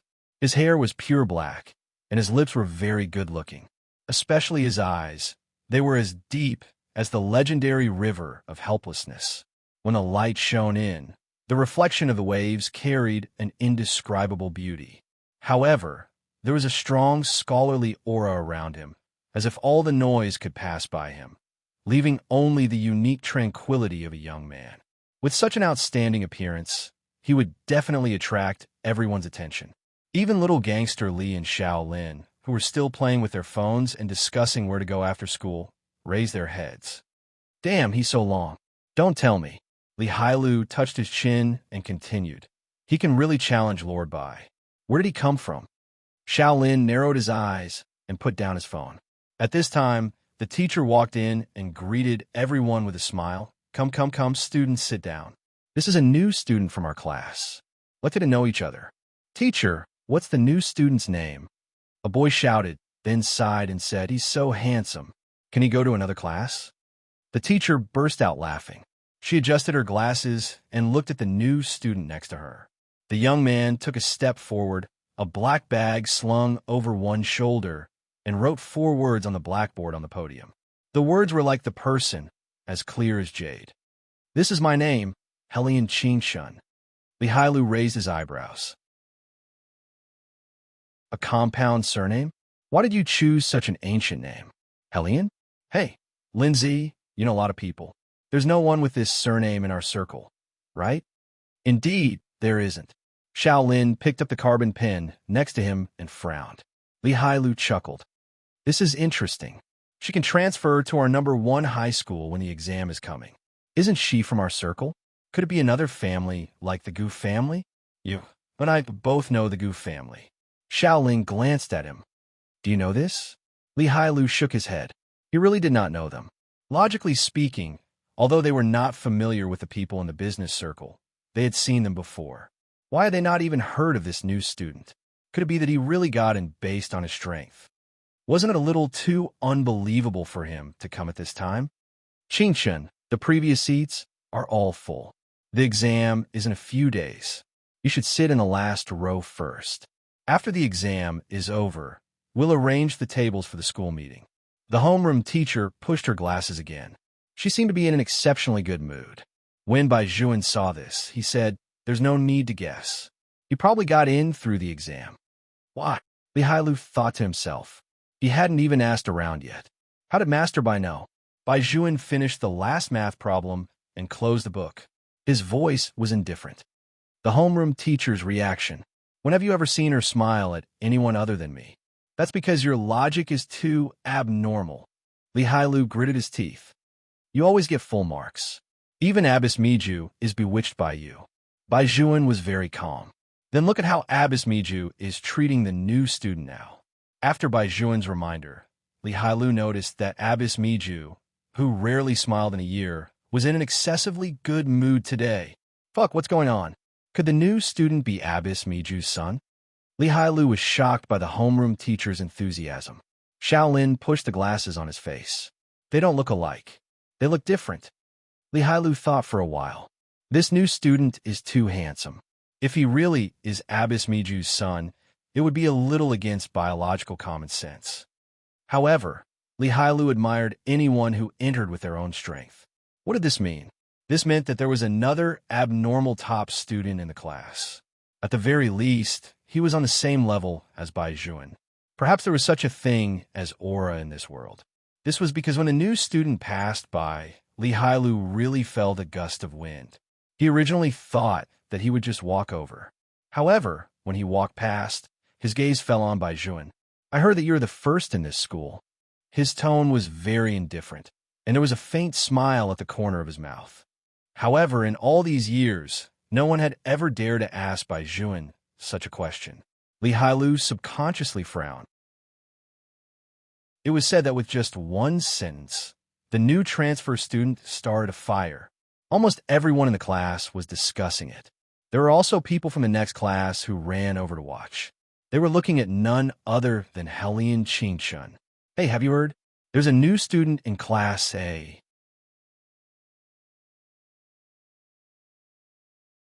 Chapter 1202. Of course I've heard. He's very handsome, right? He even dares to challenge Bai Juan. He's really the #1 person in #1 high school. Didn't anyone dig up that transfer student's background? Coming at this time, his family background isn't simple, right? I haven't heard of any family background.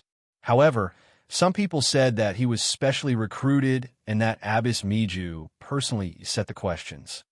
He can even pass the questions set by Abbess Miju. More than just pass. He finished it in half an hour and got full marks. He even wrote 2 solutions to the last question. Fuck, another top student. So what if he's a top student? His family background can't be compared to Bai Juan's. I heard that he rode a bicycle and is very ordinary. Hellion Qingshun, who was said to be ordinary, was sitting in the classroom at this moment. Her slender fingers tapped on her left ear. It was just a black earring, but at this moment, it emitted a faint light. Yes, I saw Bai Juan. I'm in the same class as him. Hellion Qingshun held a pencil and chuckled. Heh, you provoked him a little. Not bad. You're quite calm. No need. I can be here by myself. Brother, I have more money than you. You really don't have to always think about sending me money. If this goes on, your manager will cry. Don't worry. When I see a Jew, I will bring your gift to her. You have to film well, and don't always make things difficult for Uncle Manager. Okay, I know. You didn't make things difficult for him. You just went to the nightclub without even informing him. The last time you didn't see him, he even called me. To be honest, brother, to be your manager, You really have to be smooth and slick. There's no need to find someone. Have you forgotten that I'm very good at exams? It's quite simple to come in. Okay, I know. I will take good care of myself. No one noticed that Hellion Qingshan was talking on the phone because he looked like he was reading English. He was holding a book in his hand and did not have any communication equipment. However, they did not know that sometimes books and ballpoint pens could be disguised. Who was Hellion Qingshan? He was the little boss of the ghost organization. At the age of 17, he could already take on deals alone. How could he do it without some hardware? Actually, going to high school wasn't difficult for him at all. The main reason was the email written by a Jew. Hellion Qingshan put down the thing in her hand and turned her head to look at Bai Juan, who was not far away. Her eyes narrowed slightly. From the perspective of a brother, he really did not want a Jew to like such a boy. Because for someone like Bai Juan, it was really difficult not to attract the likes of other girls. However, from what a Jew said, she already had someone she liked. Hellion Qingshan curved his thin lips. He didn't know why, but he had a feeling that things weren't as his little sister thought. Therefore, he still had to observe. Hellion Qingshan twirled the ballpoint pen in her hand and then smiled again. No matter what, even if they couldn't meet often, it was still good to observe from a close distance in the same school. He couldn't always see his little sister, but he could see Bai Juan every day. Originally, he could have brought a Jew home as soon as the spring festival arrived. If it weren't for that unexpected email, he wouldn't have appeared here at this time. Since he was here, he had to let the other party know that their Jew also had someone who liked her. Hellion Qingshan stood up and carried her school bag on her left shoulder. She put her hand in her pockets and walked around Shaolin and Li Hailu, who were standing in front of her. Li Hailu had never seen such an arrogant person before. Following that, he clenched his fists tightly. Hey, Shaolin, why do I have the urge to beat someone up? You can't beat him. Shaolin was indeed the most meticulous among them. There are calluses on his hands. He should have trained before, but I've also checked. He is indeed very ordinary. Li Hailu scratched his hair. I haven't felt so angry in a long time. The last time I was very angry was when I met a Jew for the first time. Bai Juan did not say anything, but his eyes darkened. Shaolin raised his hand, indicating that he should not mention a Jew at this time. Li Hailu also noticed that the atmosphere was a little wrong. Master Bai, did you and a Jew have a falling out? No. How could it not be? Do you think we were blind? Li Hailu could not be blamed for being so cautious. The main reason was that with Master Bai's falling out, it was very likely that he would be the unlucky one. He did not forget how Bai Juan had moved to his house that year and how he had come over. However, after so many years, the brother and sister had been on extremely good terms. How could they fall out just like that? Moreover, it was different from last time. This time, instead of saying that the two of them were falling out, it would be better to say that they were very much like a normal pair of siblings. That's right, it was really very normal. In the past, he and Shaolin both felt that Master Bai doted on a Jew too much, and a Jew was like a little tail. Bai Juan could see her everywhere he went. Although she was very obedient, she was not to be trifled with. Who dared to say anything bad about Bai Juan? The guy could practically lift a person up with one hand. He still remembered that in the past, someone wanted to use a Jew to threaten Master Bai. He thought that a Jew was simple and did not have any tricks up her sleeve. So he used food to invite a Jew to the darkest alley behind the school. A Jew did go, but it was not for the food. Instead, when she heard that person's words, she deliberately followed that group of people to teach them a lesson. In fact, the so-called group of people were some students from number 3 high school who did not like Bai Juan. They probably did not expect that the person they had tricked was not a little white rabbit, but a little tiger. Although the little tiger was a little dull by nature, it was always unusually fierce when it came to matters related to Bai Juan. With the way a Jew protected Bai Juan, to be honest, he and Shaolin might not be able to compare. Bai Juan was right about everything. This Master Bai also knew how to raise child. But now, no one knew why, but there was always such a feeling a Jew was not as clingy to Bai Juan as before. Although she would still obediently follow him, she no longer took the initiative to get close to him. But if it was only a Jew who was like this, it would be fine. Even Master Bai's side was very strange. He actually learned to distance himself from a Jew. Why was this so? Li Hailu thought so much that his head was about to explode, but when he saw Bai Zhuan's absent-minded side profile, he was so silent that he could not speak. It made him unable to ask the words that were about to come out of his mouth. Could it be that the older they grew, the deeper the estrangement between them?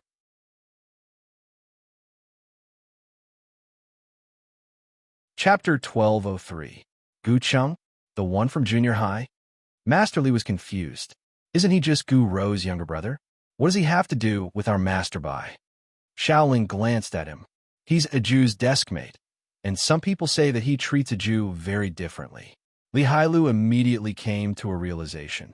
He turned his head to look at Bai Zhuan. We should indeed talk to him. How old is a Jew, right?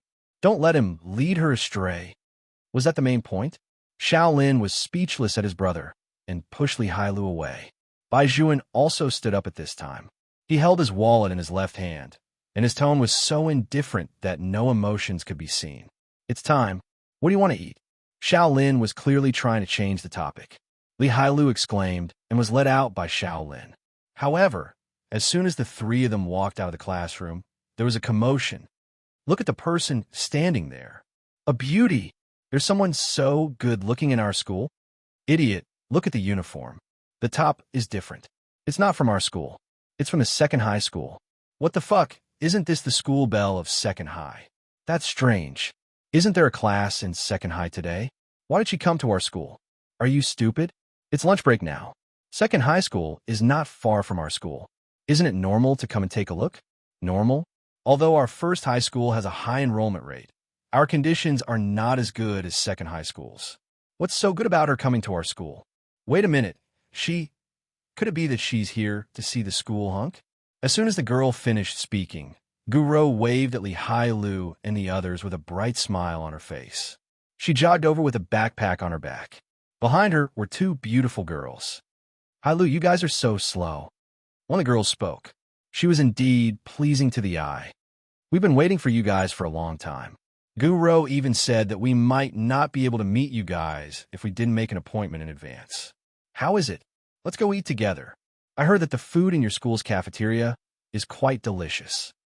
Little Gangster Li was really unprepared. He did not expect that they would come back at all. He was instantly speechless. For some reason, the atmosphere was a little awkward. Gu Rou chuckled and said to the two girls, keep a low profile. After all, this is number 1 high school. Just follow them. Unfortunately, wherever Bai Zhuan was, people would always look askance. It was the same even when they went to the cafeteria. The middle school and high school students ate in the same cafeteria. The difference was that the high school students seemed to have more pocket money than the middle school students. They would go to the second floor of the cafeteria to order a small fry. A Jew liked to eat vegetarian food and had always been easy to get rid of. Moreover, Annie Wong doted on her. She always felt that the food in the school cafeteria was always a little worse than the food at home. Therefore, usually, a Jew would carry her lunchbox and go to the small stir-fry window on the second floor with a little white cat on her head to wait for Bai Zhuan. It was the same this time. However, what a Jew did not expect was that other than Bai Zhuan and the others, Gu Rou and the others were also following behind them. The girls were all very enthusiastic. One by one, they greeted a Jew and whispered so cute. They stood beside a Jew. Gu Rou had a smile on her face. She put her hands behind her back and said intimately, a Jew, we meet again.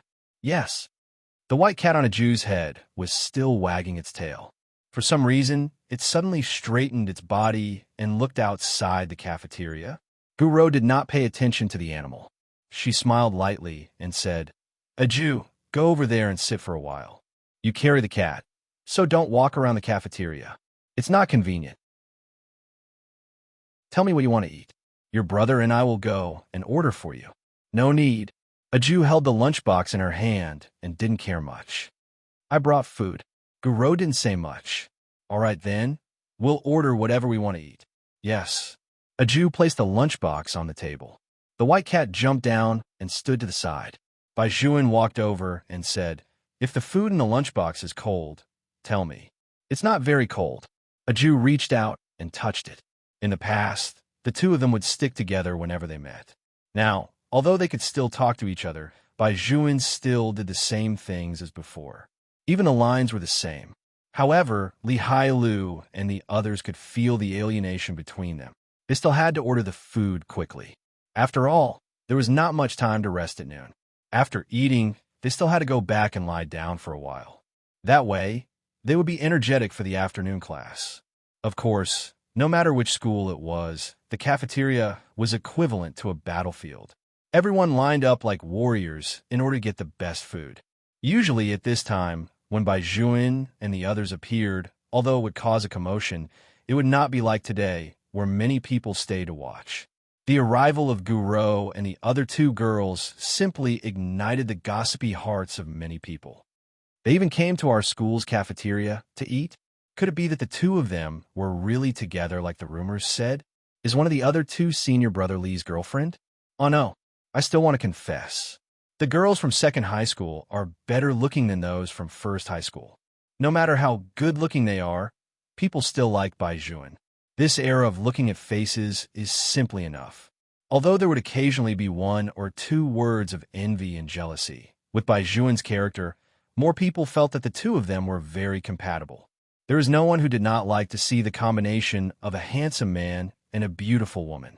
There were a lot of discussions downstairs. After all, there were not many seats upstairs, so people only looked and did not say anything. When Guro walked past, there was still a smile on the corner of her mouth, which won the favor of many people. All right, Hailu, I heard that there's a new student in first high school. A beautiful girl asked from the side. He looks quite handsome. Li Hailu raised his eyebrows. How did you know? This transfer student is extremely popular. That provocative sentence of Bai Juan has been posted on our school's Tieba.